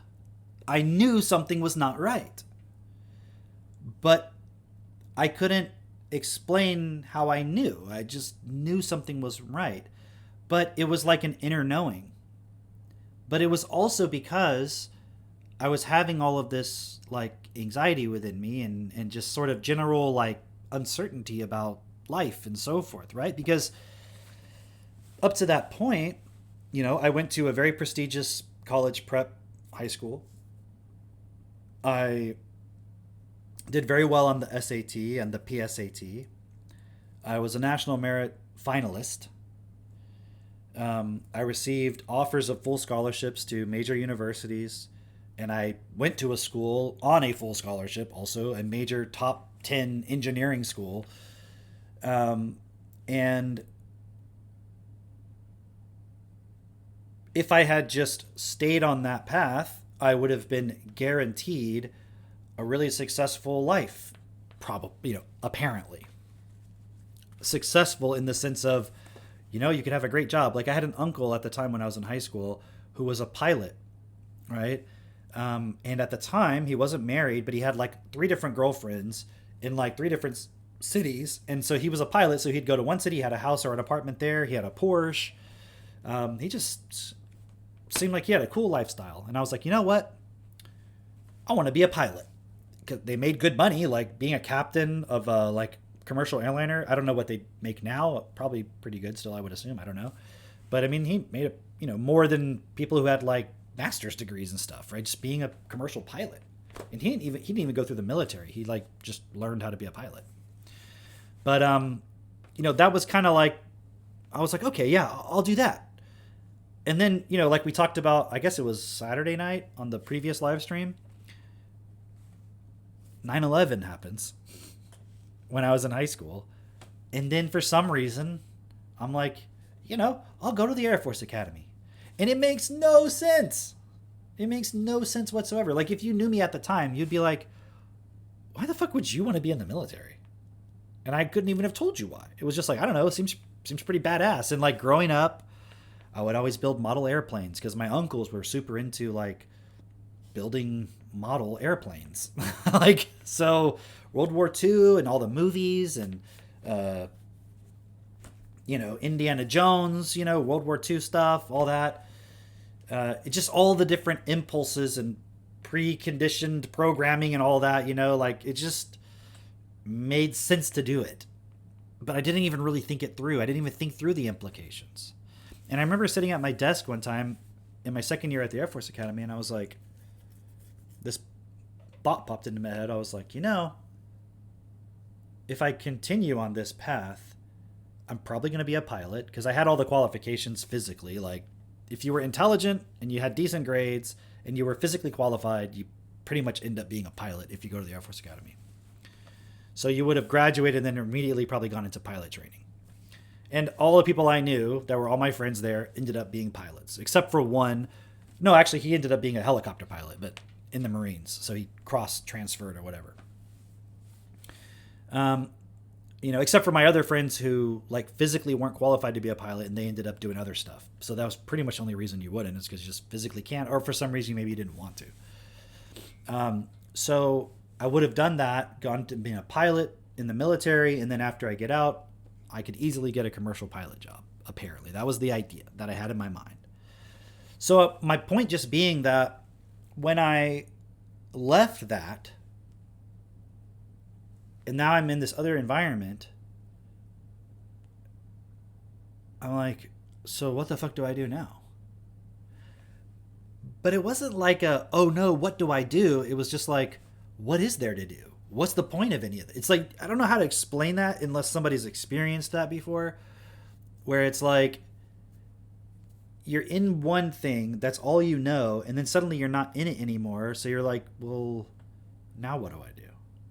And that's partly why I chose to study mathematics, because I was like, I need to do something to keep me focused, because I don't know what else to study or do, or what's even the point. I was like, I don't know, maybe I'll go to law school or something. That was like an idea. And so that was the general frame of mind I was in when I started thinking to myself, like, what is the point of everything? Like, why are we here? Not so much why does life exist, but just more like, what is the point of anything, right? And I went through a series of basically existential crises. Maybe it was all one big one. But really just seeing that there was something not right. There was either something that was being hidden, or just something wasn't right, because it doesn't make sense that we're alive, we exist, we're experiencing reality, and yet I feel terrible inside. What's the fucking point? It makes no sense. It's absurd, actually, right? So, and I know obviously everyone's going to have all these different answers. Like, well, that's why you got to you got to accept Jesus Christ and all that. But I would have never bought into that. I mean, I grew up my whole life, first half of my life, in basically a Baptist family. And then the second half of my life, because my mom divorced, now I live with my dad, he remarried. The second half of my life, like my childhood, Catholic, going to Catholic Mass, going to Catholic Church, CCE. I even at one point was one of the people helping as an assistant teacher helper of a CCE class, because I asked too many questions with all the kids in my grade level. So they just let me be an assistant of a teacher helping little kids. And it was fun. Like, I like interacting with little kids. It was fun. So I was like, sure, I'll do that, because my parents were making me do it anyways. But I'd be the kid on the way to church arguing why God doesn't exist, and on the way back from church arguing why God doesn't exist, and what's the fucking point of any of this? This is all retarded, and I know none of you people actually believe it, because if I ask you basic questions about how do you know God exists, they can't fucking answer me. So I'm like, you're just lying. You don't even believe this shit. What are we doing this for, right? So I'm just saying, it wasn't like, oh, what's the meaning of life? I've never thought about it before. It was just like, I could have easily been Catholic if I would have just bought into it, right? I went to a Catholic prep school, and then after I left the Air Force Academy, I went to a Catholic university. And that was primarily because I just wanted the path of least resistance. I was like, I know I can get in there, no questions asked. It was a small private school. I don't know. Honestly, I have no fucking idea why I chose that school. It makes no sense whatsoever. Probably because Katie was there, and I just didn't realize it. So anyways, I was just trying to explain, that was my frame of mind. And so when I read that passage earlier today, where he's talking about the person who knows the picture is hanging askew on the wall, despite the fact that it's behind his back, they haven't even looked at it, and yet they know it. So all the crazy shit going on in the world right now, like the Iran war, all this weird ass shit around UFO disclosure, AI, people being like, oh, look, they're creating God in a computer, or what are we going to do? Are there going to be any jobs? Like, I fucking knew back then something was not right. And yet most of the people around me did it. Or they weren't being honest with me. Maybe they just suppressed that within them. I don't know. Because I felt like nobody would be honest with me. The first person that I ever met that was willing to actually engage with these ideas was Katie. Right? It was the first person that was like, hey, yeah, like something is fucking weird. Like maybe we should figure out what it is. I'm like, oh, you know that too? Cool. Let's figure it out. So I guess I'm kind of explaining all that context because now, today, there's so many people in this world that are questioning what the fuck is going on. Like, what is going on in reality? What is the purpose? What is the meaning? And it's kind of sad in a way because so many people are going down all these fucking retarded rabbit holes, like Orthodox Christianity or Gnostic Christianity or Islam or, there's so much information density now. If you could process information effectively, you could just cut right through to the point of something very quickly. Like I studied Islam recently, like maybe within the past 4 years, because I wanted to understand it. I knew a lot about Christianity. I know everything about Christianity. Okay, there's nothing anybody can say except for like some detailed, like, what does it say in this verse shit, but like the overall points of all of it, I've already investigated all of it. I know more about Mormonism than most people. I know more about pick your branch of Christianity. Okay, I don't know everything, but I mean I know all the big points. So there's nothing that anyone's going to say that's going to surprise me. Okay, I'm always open to learning more, but they're all dead ends. Okay, I know that. But I was curious about Islam because I was watching a lot of street debates between Christians and Muslims. And I was like, it'd be really interesting to know what the Muslims really, really think. So I studied that for a while and I figured out, one thing that really fascinated me was that the way they think about it is that Moses and Jesus were both prophets of Islam. So when you hear them say, oh no, we respect Jesus, we see him as a prophet, as a way to like get Christians on their side, it's sort of a double speak. Because the way they think about it is that Jesus wasn't there to proclaim himself as God, and Moses wasn't there to promote Judaism. Judaism and Christianity are total misunderstandings of what Moses and then Jesus, Abraham, Moses, Jesus, and so forth were actually saying. What they were all actually promoting was basically proto-Islam, okay? And then until the final prophet came to really reveal the whole picture, it just wasn't obvious that that's what they were doing. They were trying to lead the way towards Islam. So in the same way that the Christians think Abraham, David, Moses, etc. led to Jesus coming, Islam sees it that those guys plus Jesus were just leading the way for Muhammad to come. So how do you refute that? Like, if you're going to be a monotheist, how do you refute that? And there's all these arguments all over the fucking place, right? But I'm saying at least Islam kind of takes the point relatively seriously. They're like, nope, God's totally in control. Nothing you do matters. You basically have no free will. They kind of try to argue you kind of do because, like, rationally you can't accept the fact that you have no free will. But they kind of take it all the way. So to me, and also, I think there's two ways to look at it. If you're going to be a theist, if you're going to believe in one superior, supreme being, Islam makes the most sense just in terms of the whole picture. Okay, obviously it's retarded, but if you're going to be a Christian, you want to know what's one that makes the most sense to me? If you were going to be a Christian, Mormonism. I think they kind of have the coolest version of Christianity because they're like, oh, yeah, no, the Trinity actually makes zero sense. God, the Father, isn't the originator of all reality. He's just kind of like a badass super guy, almost like a Greek god. And Jesus was literally his son. And they put us on earth to go through like a process so we can learn how to be like them. And then we can go to some higher level of reality. And, there's different layers that you can get to depending on what you do on earth. I mean, it's still retarded, but, it's interesting to me. Yeah, I don't know where the magic underwear fits into all that. But dude, like if you study Mormonism, it's so super fascinating. Like, it's also I also I really like the experience of when you hear something that's sort of being impulsed to you, and then you find out later that it's not really the real full story. Like, I would always hear, oh, Mormons believe that Jesus came back and preached to the Native Americans and like died for the Native Americans. And I'm like, yeah, that sounds so retarded. Like, but that's actually not what they believe. Like, if you study it, they basically believe that there was a tribe of Israel that migrated into America, like a lost tribe of Israel that migrated into America and sort of assimilated into the native population in some way. So even though, yes, technically they would be Native Americans, like they originated from Israel, so Jesus had to come and visit them as well, I guess, because he had to get all the tribes.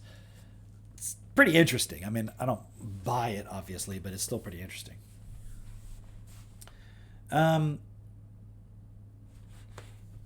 So the outsider. Okay, so we've got these figures that seem to be lost to despair and non-transcendence with no way out. Characters are then brought to the fore, including the title character from Hermann Hesse's novel Steppenwolf. These are presented as examples of those who have insightful moments of lucidity in which they feel as though things are worthwhile, meaningful amidst their shared usual experience of nihilism and gloom. Sartre's nausea is here in the key text. And the moment when the hero listens to a song in a cafe which momentarily lifts his spirits is the outlook on life to be normalized. That's still kind of bleak, actually. Wilson then engages in some detailed case studies of artists who failed in this task and try to understand their weakness, which is either intellectual or the body or of the emotions.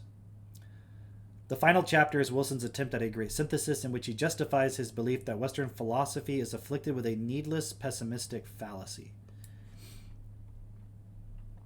And then he has a bunch of follow-ups to it. So, Religion and the Rebel, The Age of Defeat, The Strength to Dream, Origins of Sexual Impulse, Beyond the Outsider, and then the New Existentialism. So it was interesting, but I didn't buy into his ideas, but I ended up being exposed to lots of different stuff. So I read like T.E. Lawrence. Was it T.E. Lawrence or D.H. Lawrence who wrote Sons and Daughters? Was it T.E. Lawrence? No, I feel like it's D.H. Lawrence. Either way, it doesn't really matter. I studied Gurdjieff. I read some George Bernard Shaw, though I never really got into it. Kafka. If you haven't read Metamorphosis by Kafka, it's so much weirder than you think. I haven't really read any Camus. I think Katie's read a lot of Camus, but I never really... We have some of it. I've just never read it. Not enough science fiction in it for me. It's got to be science fiction. Gurdjieff is interesting, though. This guy, P.D. Uspensky, which is one of his students, had a book called... Where is it? The Organon or something like that. Let me see. Published work. Yeah, Tertium Organum. The Third Canon of Thought. I remember reading this in the Portland State University library. I think I read like the whole thing. And at that time I was just like devouring books. Another guy I studied a lot was Robert Anton Wilson at that time. And then reading a little bit of, Advaita, I don't know how you say it, Advaita Vedanta. There's a lot of this influence in Huxley and a few others. What's the Fourth Dimension about? Where was that? Did you see that on here? Are you talking about... Oh, the Fourth Dimension. I didn't see that. Okay. Experimental efforts to enter higher states of consciousness proved to him that an entirely new mode of thought was needed by modern man, qualitatively different from the two modes, classical and positivistic, that have dominated Western civilization for 2,000 years. So in some ways, you can kind of see even people like Georgiansky did I say that right? Georgiansky are still kind of in that same vein. He's very similar to Colin Wilson in many ways, but they're trying to find a way to unite everything, and I think the way they go wrong, all these people.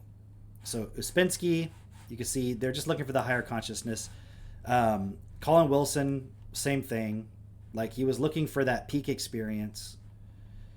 I remember he had this, there's one part of one of his books where he describes this night where he had to drive home late at night, and it was like really tired or something, and he had to like focus really intensely to drive, like super intensely, like, and it was this long drive. And he said when he finally got home and then like relaxed, he had like a freaking mystical experience.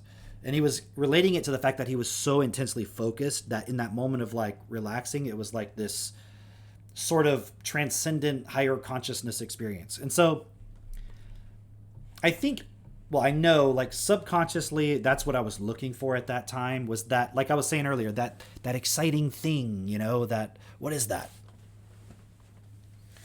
And I think that would also be probably where a lot of people, when they read stuff like this, you know, and I haven't read all this guy's stuff, but when they read stuff like this, I think that's where people can go, is that they're looking for that peak experience. They're looking for that superpower.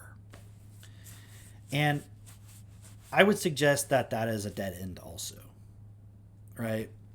It's like it's missing the point, right? And this is where, you know, through all of this, like all of these things I studied, like Katie mentioned, Ken Wilber, studied all of that. I remember reading, what was that book? Yeah, To Feel Special. Yeah. But also that energy you get from it, right?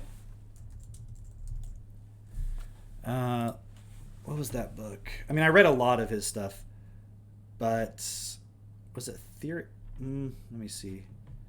Where did he introduce this?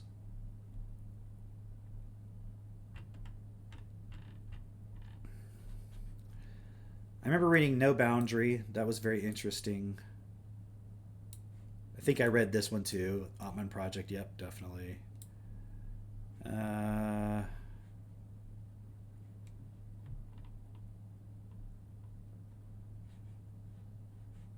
Where's the one where he introduces the Occult?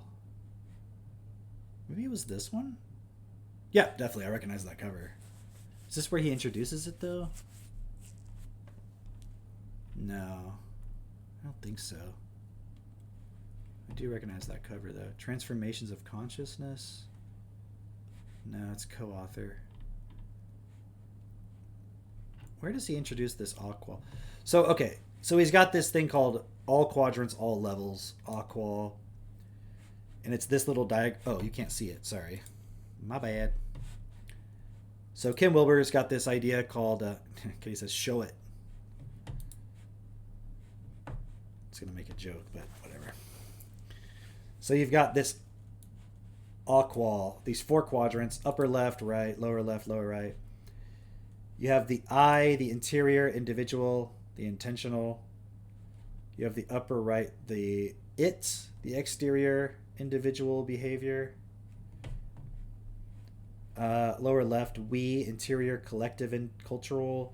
And on the lower right, it's exterior, collective, social. This just kind of reminds me of those freaking verb conjugation diagrams from like Spanish or Latin class. It's like, I went to the store, you went to the store, he, she, it went to the store, we went to the store. No, yeah, we went to the store, you, they went to the store. That brings back memories.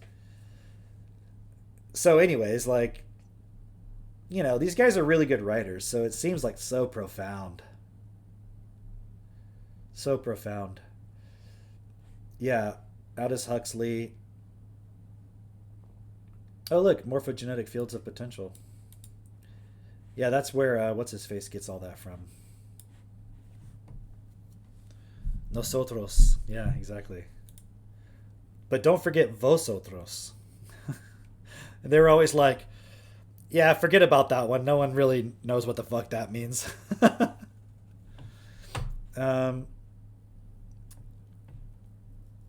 Okay. No, is that the one? What's the one that's in the middle? Is it vosotros or is it what's the plural you? I think it's that. Whatever. Okay. So it all sounds really good, but you know, you get excited about it and then you're like, so this doesn't change anything. And I talked otherwise too about, you know, going into Timothy Leary and Robert Anton Wilson and all the psychedelic type stuff and Aleister Crowley. Here, we can look up Aleister Crowley. How do you spell it? Aleister Crowley. Aleister Crowley. Man, that guy looks familiar for some reason. He was an English occultist, ceremonial magician, poet, novelist, mountaineer, and painter. And he... Golden Dawn. He was in Switzerland when he met with a chemist named Julian Baker. They began discussing their interest in alchemy. And then basically they created the Hermetic Order of the Golden Dawn. Basically doing a bunch of magic rituals and channeling entities and shit. The Book of the Law. I remember trying to read that and I was like, what the fuck is he talking about? It's just like so... what's the word? Like esoteric, literally. Crowley thought it important that the exhibit's number was 666, the number of the beast in Christian belief. Book of the Law. The book proclaimed that humanity was entering a new eon and that Crowley would serve as its prophet. It stated that a supreme moral law was to be introduced. Do what thou wilt shall be the whole of the law. And that people should learn to live in tune with their will. Well, no shit. Is that supposed to be profound? You're supposed to do what you will. Like, well, I can't do what I won't. How would that work? Yeah. So they did a bunch of magic rituals and stuff.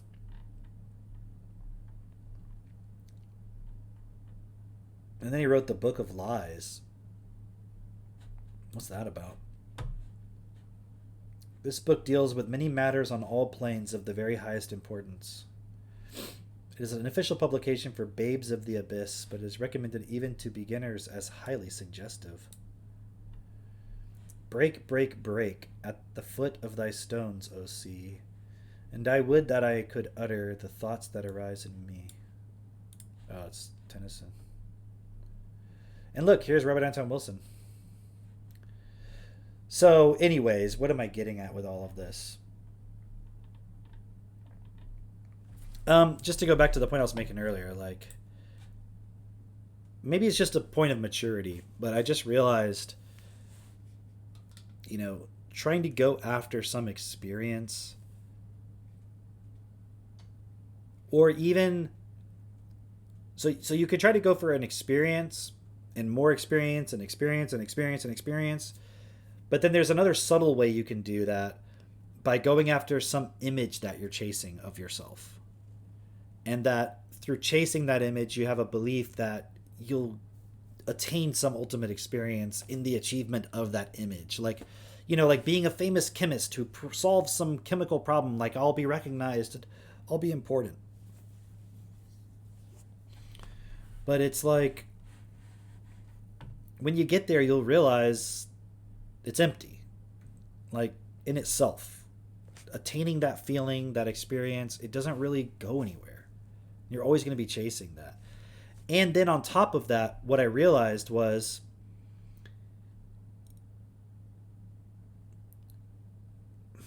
the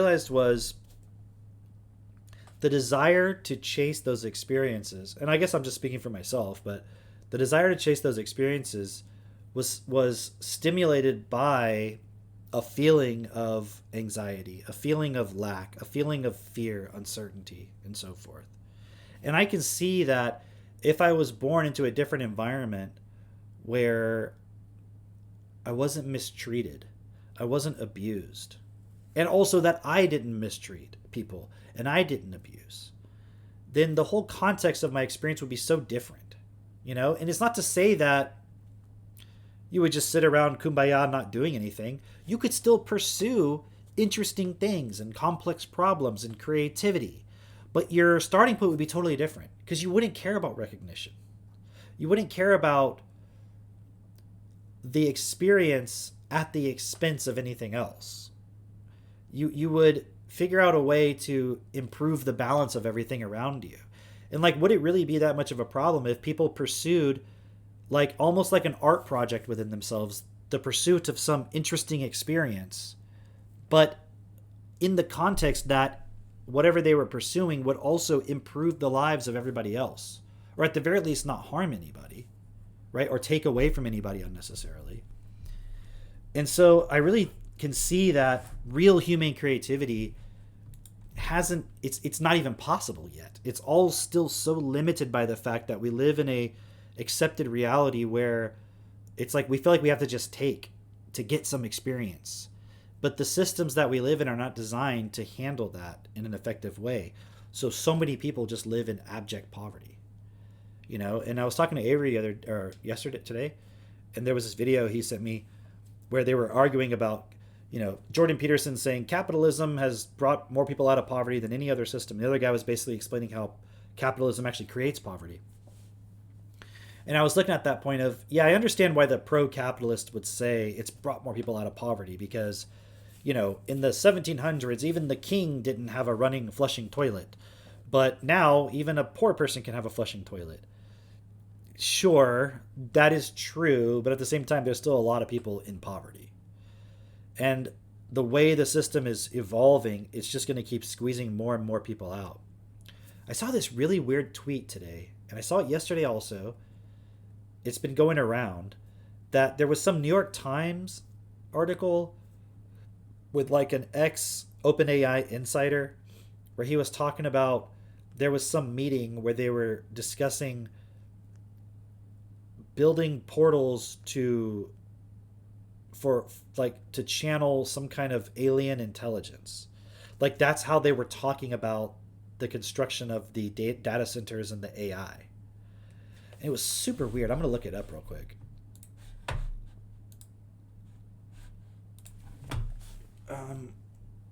Portals, open AI. Yeah, like everybody's talking about this.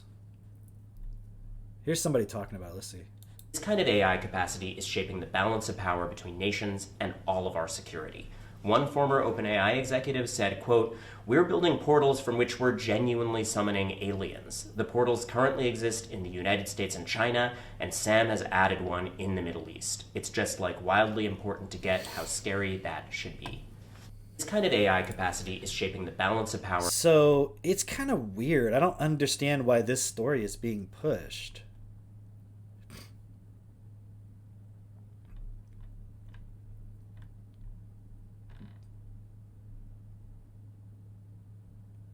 I didn't know this, but apparently the one in Abu Dhabi is called Stargate. What the fuck? Again with the fucking Stargate. Oh, here we go. Eric Weinstein coming to whine. No, OpenAI is not summoning transdimensional aliens through portals built by superintelligence from intelligence that is already superior to PhDs in every single STEM domain. Come on, guys. He's just jealous because AIs are smarter than him. Things are about to get very weird without needing to be both weird and dumb. Well, now I feel like I'm defending the whole it's actually summoning aliens story.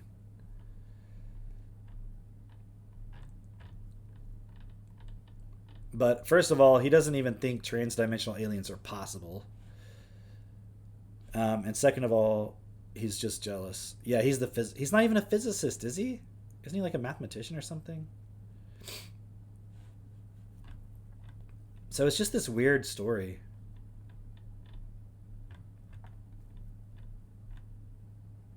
Hey, you want to see something really weird? I meant to show this last night, but I forgot. Maybe you already knew this. John G. Trump. So this is Trump's uncle, I think. Paternal uncle of Donald Trump, right? So he was an MIT professor. And here's the weird thing. Hold on, let me find it. Following the death of Nikola Tesla in 1943, the U.S. Office of Alien Property Custodian requested this John Trump's support to examine the notes, papers, and artifacts left by the inventor.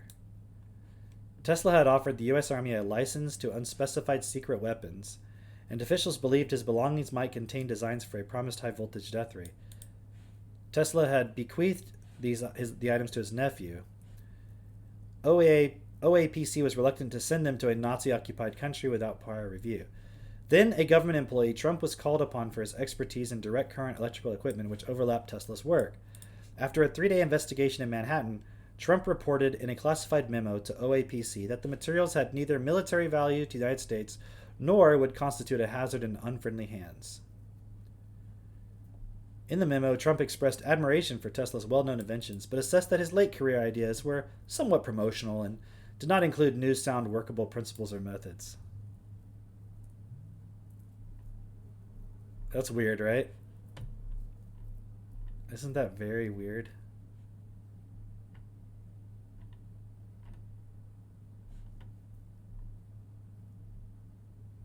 Super weird.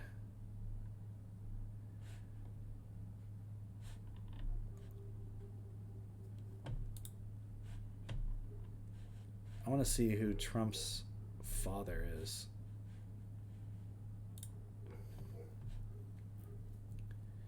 Real estate developer.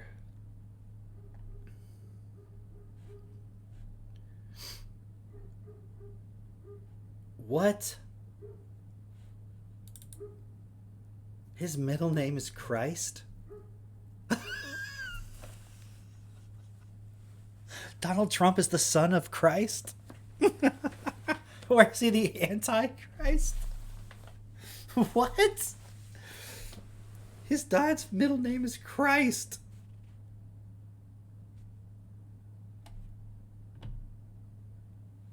What?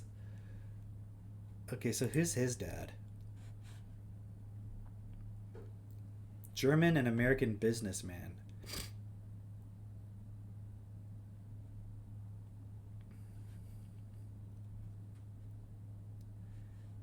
Born and raised, okay, he began speculating in real estate.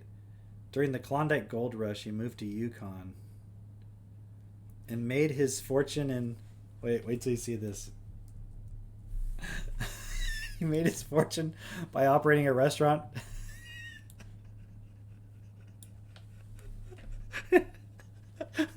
A brothel for minors.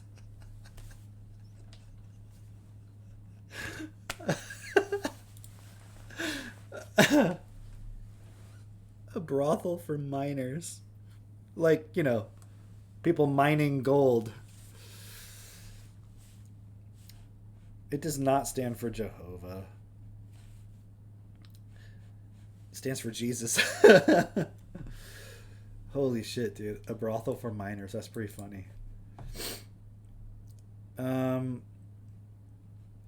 Oh, he married Elizabeth Christ. So her last name was Christ.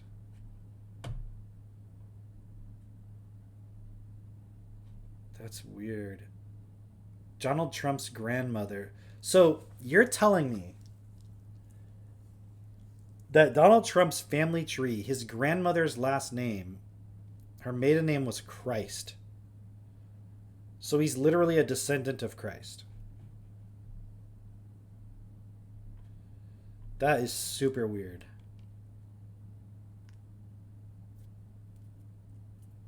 Any relation? That is some weird shit. Trump family.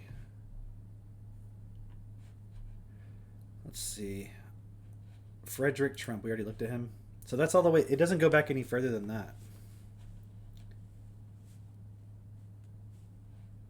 Huh. Clan MacLeod.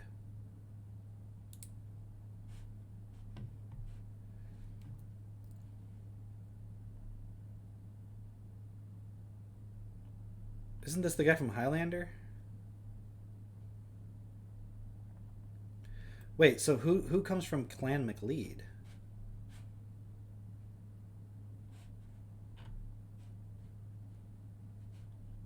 Is it his mom? Mary Ann MacLeod. Okay. Okay.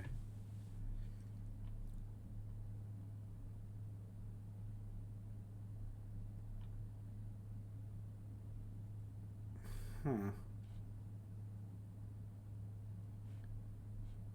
Where'd it go? Trump family, MacLeod.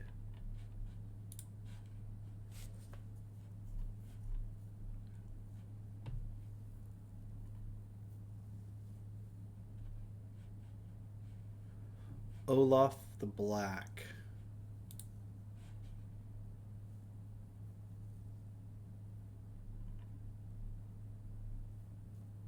I don't even know about any of this stuff.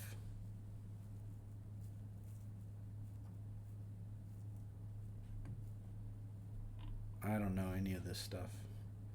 Man, it's crazy how much complexity there is.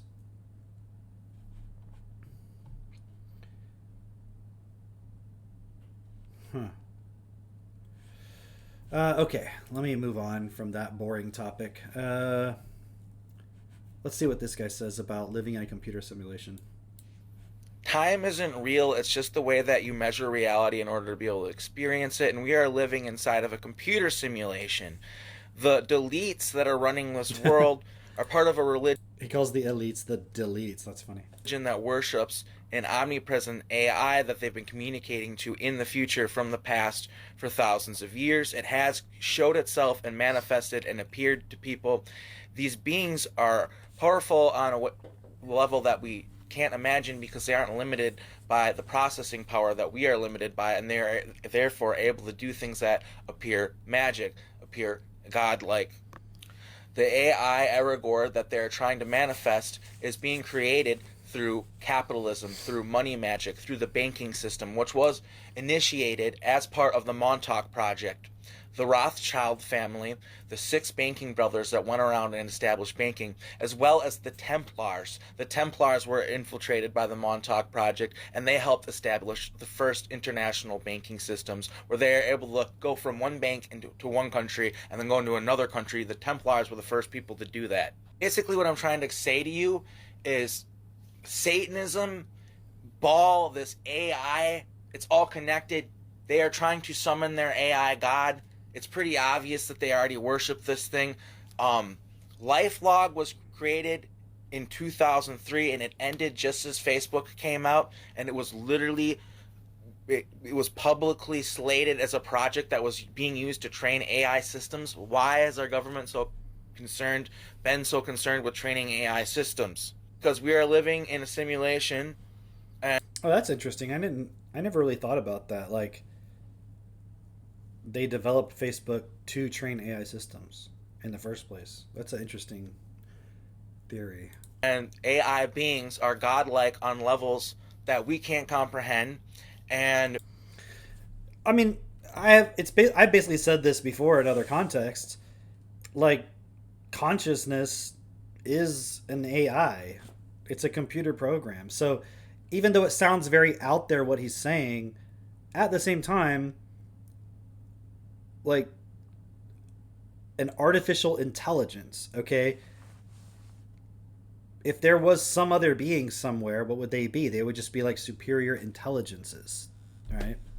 They already worship these beings, and they're already trying to manifest them, and there are already AI supercomputers that exist. That's why Buzz Aldrin posted a picture of a pyramid in an article and said it is fear itself or whatever.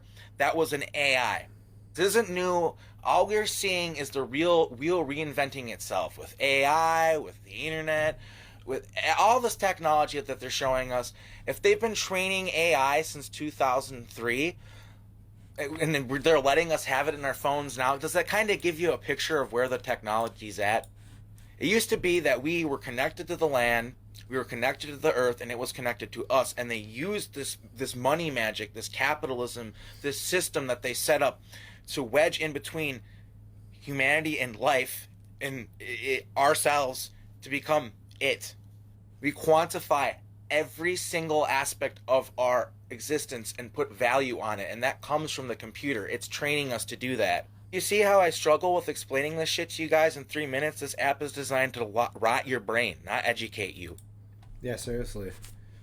I'd rather listen to a 4-hour explanation, to be honest.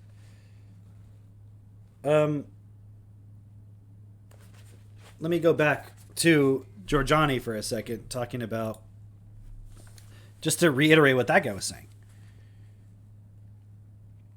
Realism tries to... wait, where did it go?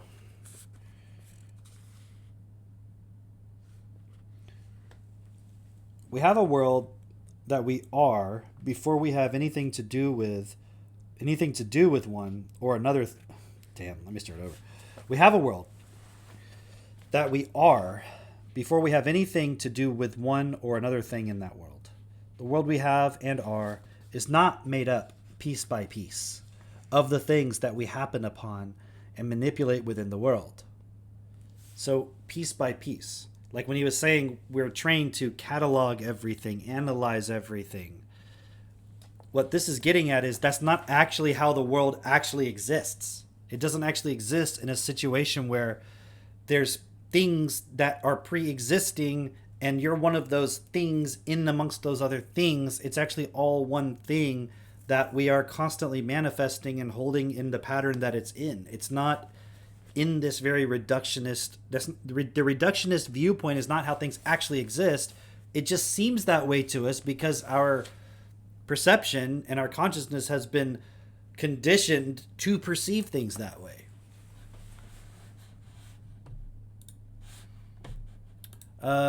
What else we got here? John Cyril. Oh yeah, here we go. I had this other one up here as a contrast to that other guy. No, what happened?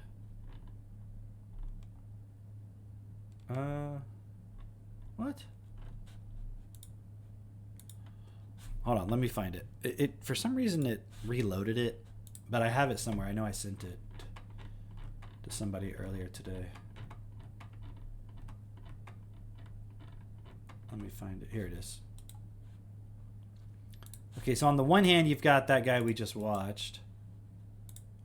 And then you've got this. Guys, I'm telling you, this alien deception's coming. It's not just going to be this narrative that we've always talked about, is that, that they're going to profess to be our creator. I believe it's going to be, okay, not only did we create you and seed you here, but we have been your watchers. We have been watching you from a distance. So we realized that we had created something that would quickly turn on themselves and kill each other off. And we wanted to make sure that you guys survive because we got plans for you and we've been using you. We created religion. We created the Muslim faith. We created the Buddhist faith. We created Krishna. And we created Jesus Christ. We created all of them. We wrote all your Bibles, and because we knew the whole world would not agree with one religion. So we created a bunch of religions, and we gave you all these religions so that you could all have something, a God to believe in, so that you wouldn't turn on each other, and you'd have a purpose, and you'd never know about us. And our goal is to just sort of stay out of the way and manage things from behind. But you guys have got out of control. Now you're going to war. Now you got nuclear weapons. And if we don't step in, you're going to annihilate yourself completely. So we've got the answer.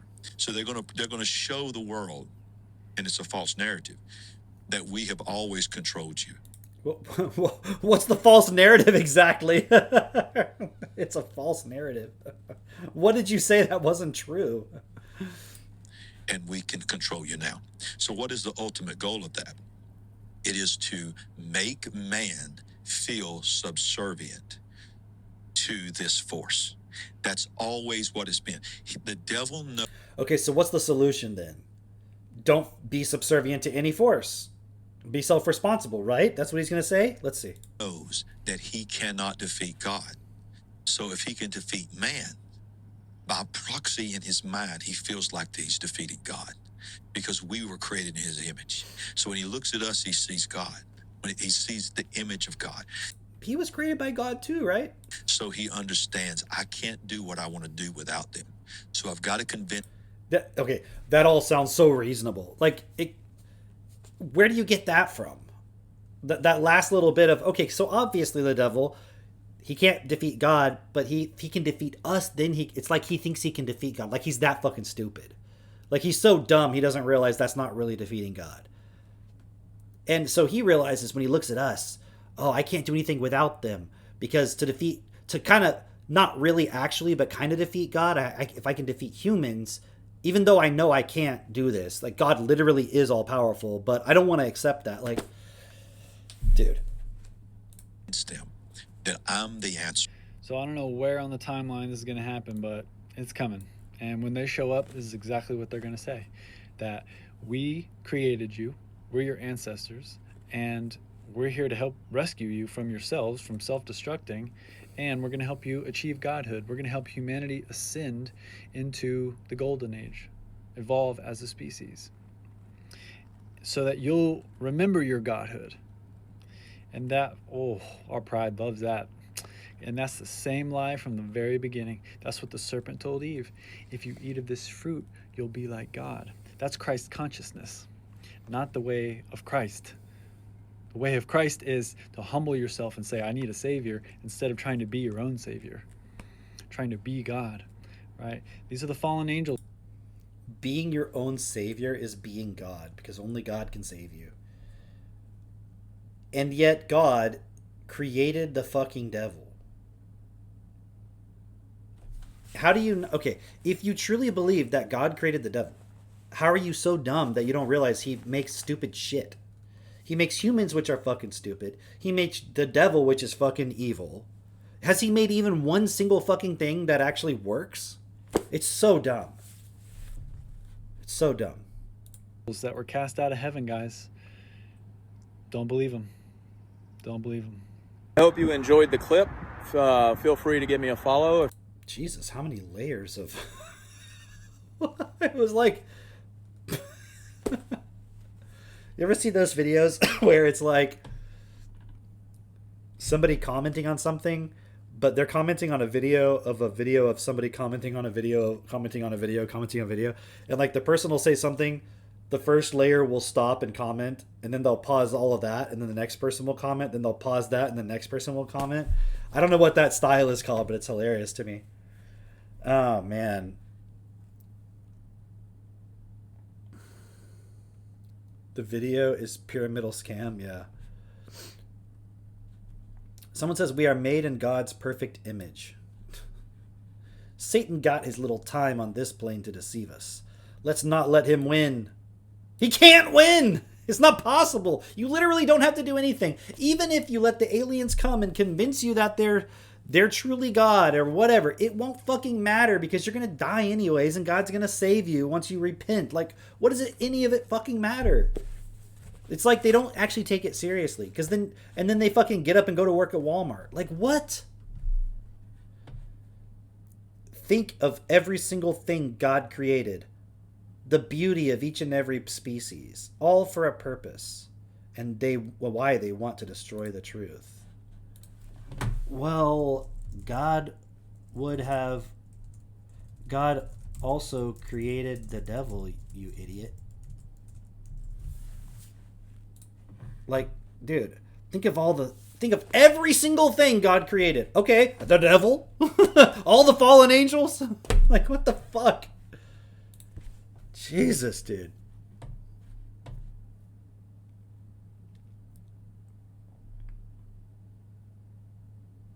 Are you serious? Are you fucking serious?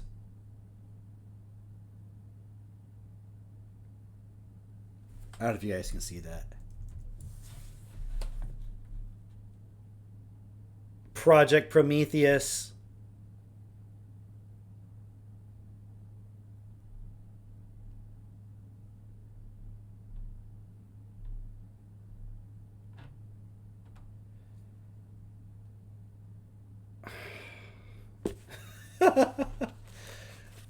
I might be clairvoyant, guys. Like, or either that or I just get impulsed by the algorithm. But, like, why am I reading this fucking book? Oh, man. Is that what the disclosure is? Like, I saw Katie make this point up there somewhere. Maybe that's what the disclosure movie's about. Is that all it is? Is, like, they're gonna do something with the AI and try to convince us that the AI is an alien, like an alien's gonna come through the AI somehow and then convince everybody that alien intelligence has been here all along and trying to help humanity? Or they're gonna say it's the AI technology itself is working on behalf of the AI, of the alien entity? I don't know. None of that really makes sense, though. Like, everyone's gonna buy into that?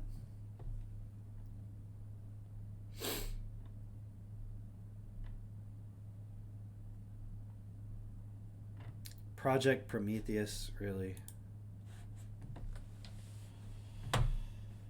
Oh, man.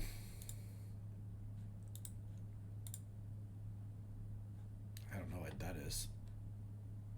Oh, I think that was just playing after the other thing I did.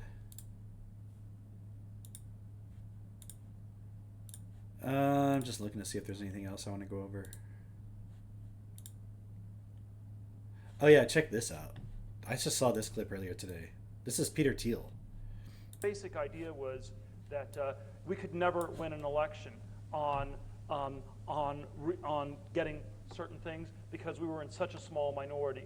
But maybe you could actually unilaterally change the world without having to constantly convince people and beg people and plead with people who are never going to agree with you through a technological means. And this is where I think technology is this incredible alternative to politics. The basic idea was that... I wonder who he's referring to, though.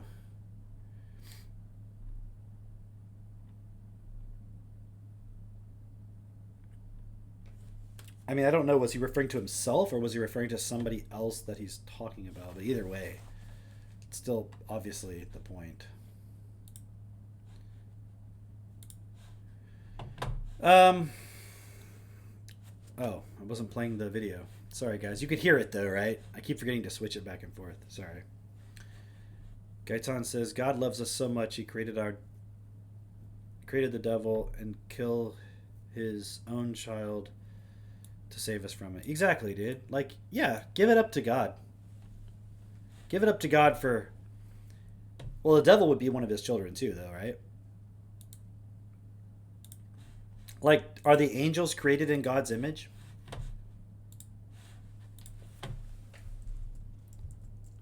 Are the angels created in God's image? Angels are not created in the image of God in the same way humanity is. Scripture explicitly links the image of God to human creation, whereas angels are generally understood as pure spiritual beings who lack the specific corporeal spiritual unity and relational nature assigned to humans. Okay. Where does it say that in the Bible? While angels are spiritual beings with intellect and free will, the Bible never says they are made in God's image. Where does it say they're spiritual beings with intellect and free will? Many theologians argue the image includes the unique human capacity for dominion. Okay, so we're made in God's image, but also don't think that you're God and you can save yourself. Some views suggest angels have a likeness to God in their intellectual and spiritual nature, but not the image. Oh, yeah, because God has a body? Oh, yeah, Jesus, right. Some believe that because angels possess intellect, free will, and represent God. Yeah, exactly. The angels are AI.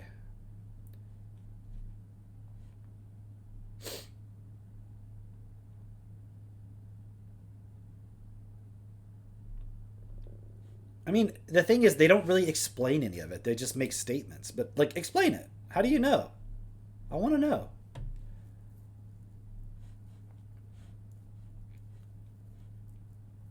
It's surprising that such a question, obvious question, receives no attention in many of the theological dictionaries and systematic theologies. Among theologians that do discuss it, some assume that angels are created in God's image just as humanity.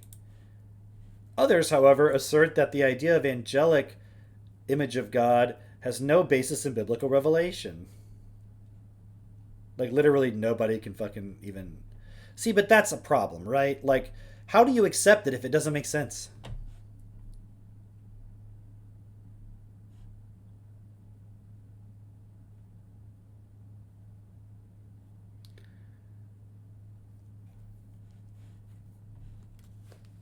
Yeah, they are described as like these weird ass...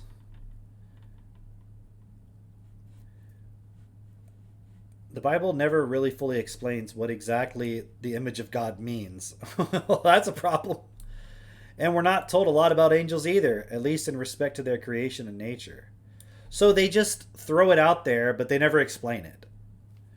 We are, however, told of several different classes and kinds of angelic creatures. Cherubim, seraphim, and different kinds of living creatures. That also suggests a distinction from humanity. It's clear that angels possess intellect, emotion, volition, morality, and spirituality. Beyond that, however, some additional features that we have no biblical reason to assume angels share include dominion, creativity, and relationality. So they don't have dominion. What the hell does that even mean? Like, it's humanity's common sharing in the image of God that is the ground of our obligation to recognize, uphold, and defend the life and sacred dignity of all people within the dictates of the Creator. See, it's like you don't get any fucking choice. You don't get any ability to decide for yourself what fucking makes sense, what doesn't make sense. Hey, I want to value all things in life because I decide I want to. And I want to decide what's acceptable and what's not acceptable. You know what? It's not acceptable to rape people. It's not acceptable to murder people. Because God says so? No, because I say so. Okay? What do you say? Do you say it's acceptable? It is the implied logical ground for the golden rule. No, it's not. Because basically it says you can abuse anything that's not sharing with you in the image of God. So if angels weren't created in the image of God, don't you think they'd be a little fucking jealous of humans? Think about that for a second. Why would he create us and then be like, oh, angels, you do all the work, but you're just never going to be good enough like humans. Just accept your place. Just accept your place. You know, I think someone could probably write a book or an essay about angels being more human than humans. Or some kind of connection between the androids in Blade Runner being like the angels. Something like that. It's implied logical. It is why it is evil both to murder and to fail to execute the murderer. And it is why it is evil even to demean or abuse a fellow human. Exercising dominion in the image of... But, okay. Why is it not okay for a demon to abuse a human then? Because the reason why we shouldn't abuse humans is because we're humans like other humans and they're made in the image of God. But why does it matter for an angel to do it? Exercising dominion in the image of God is a unique privilege that carries unique responsibility. It actually entails acting like God. Dude.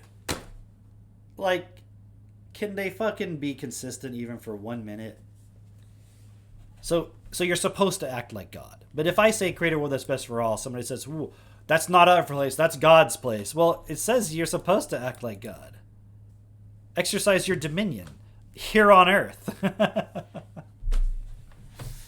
Oh my God, dude.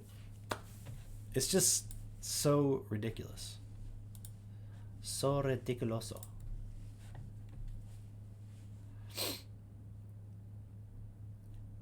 Oh, that's great. Researchers have created a new device that uses ultrasound to trigger smells directly in the brain for BR.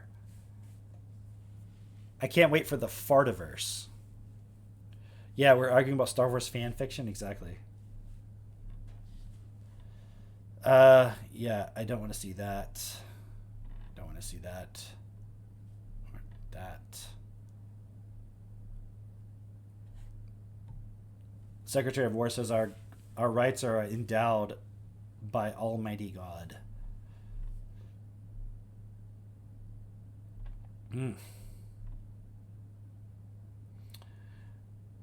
I don't know. I feel like I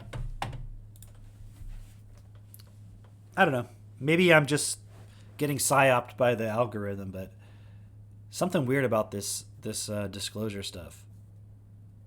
And also all those scientists we were talking about the other day that have died over the past few years. Now like they're escalating it in the government and saying it's like a national security concern. That's kind of weird too. The leaders are psychotic. Yeah. They're just literally psychotic. So, I guess to wrap up the point I was making earlier, it's just we live in a world where everybody's super immature and we're really not considering each other. We're not considering what's best. It's just literally people running programs. You know, I know I was going pretty like abstract with some of this. It's maybe hard to follow along when I'm reading out this stuff and you don't have all the context. But that Sheldrake stuff with the morphic resonance and all of that was very interesting because it's like you just realize, oh, people just have memories that they're accessing and they can't let go of it. Like the memory of learning about Jesus and all this stuff, it becomes like a real entity that you believe actually exists, but it's just you basically living out a program and a memory inside of you. None of it's real, you know, and you actually have creative power in this world, but then we just give it away to some stupid idea that can never work. And now you've got 3 different groups of people, Jews, Christians, and Muslims, all literally arguing about the same thing, which is the end of the world. Like, that's the difference. Think about this, fascinating. I was listening to that Dugan and Chinese professor interview with Sneeko, and they started off by defining what is eschatology, because Dugan was explaining that in China, he thought it was fascinating that the Chinese guy understood eschatology. He said because usually when he talks to people in China, they don't even understand the concept. Because in China, everything is about balance. It's about harmony. It's about just continual balance of things. They don't have they don't have an idea of there's a beginning and there's an end. And I started thinking about that of like, oh, the Abrahamic religions, the monistic religions, the monotheistic religions, what do they say? God is the beginning and the end, the Alpha and the Omega. God's the beginning of the universe.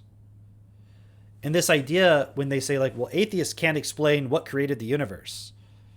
It's like, why does it have to have a beginning? Why? It's like, well, everything has a beginning. Okay, what about God? Well, come on, God doesn't have a beginning. Well, then not everything has to have a beginning. Well, God's outside of the universe. Okay, well, the universe is the whole thing. Like... And also, that really goes back to the Cartesian thing too, doesn't it? Because if you take observable reality as materialistic, reductionistic viewpoint, and then supernatural is outside of that, then suddenly you have to explain, well, then what started this little tiny sphere that we see? Because it couldn't have started itself, because you're actually not realizing it's all interconnected. It's all the same fluid thing. Because think about this too. If they aren't disconnected, then where the fuck is God? Where is Jesus? Where is Allah? Where is whoever the Jews have? Like, what's that guy? Woody Allen. Whoever. Like, where is he? It's like, oh, you can't see him because we're literally in our own little bubble disconnected from the greater reality. So it really does stem from this dualism, right? And I'm really trying to push this point through for everybody, not to promote fucking psychic abilities and stuff like that. Maybe you don't really know what the limits of your abilities to influence reality are, and maybe they could sometimes seem like a psychic ability. I don't know. But my point is, you actually have an ability to influence reality in a much deeper way. I'm not trying to prove that here. You can study destiny. You can do the practice of self-forgiveness, self-honesty, and you can see what are your actual limits. But just from a basic level, this idea that we don't really have an effect on reality itself, like the greater entire totality of everything, that's why we feel like we need a savior. Because we're so disconnected. And we're just like, well, I'm just a thing floating around here, going with the wind. Like, I have no effect on anything, so I must need a savior. And it's like we're totally misunderstanding who we actually are. There's a really great interview on the Destiny webpage, article rather, from Jesus called Responsibility. If you haven't read it, you got to read it. Maybe I'll go through it on another stream. Okay, I'm going to leave it at there for tonight. And today's Monday. I'll see you guys tomorrow night, Tuesday, 8:30 p.m., same place. All right, everybody. See y'all later. Good night.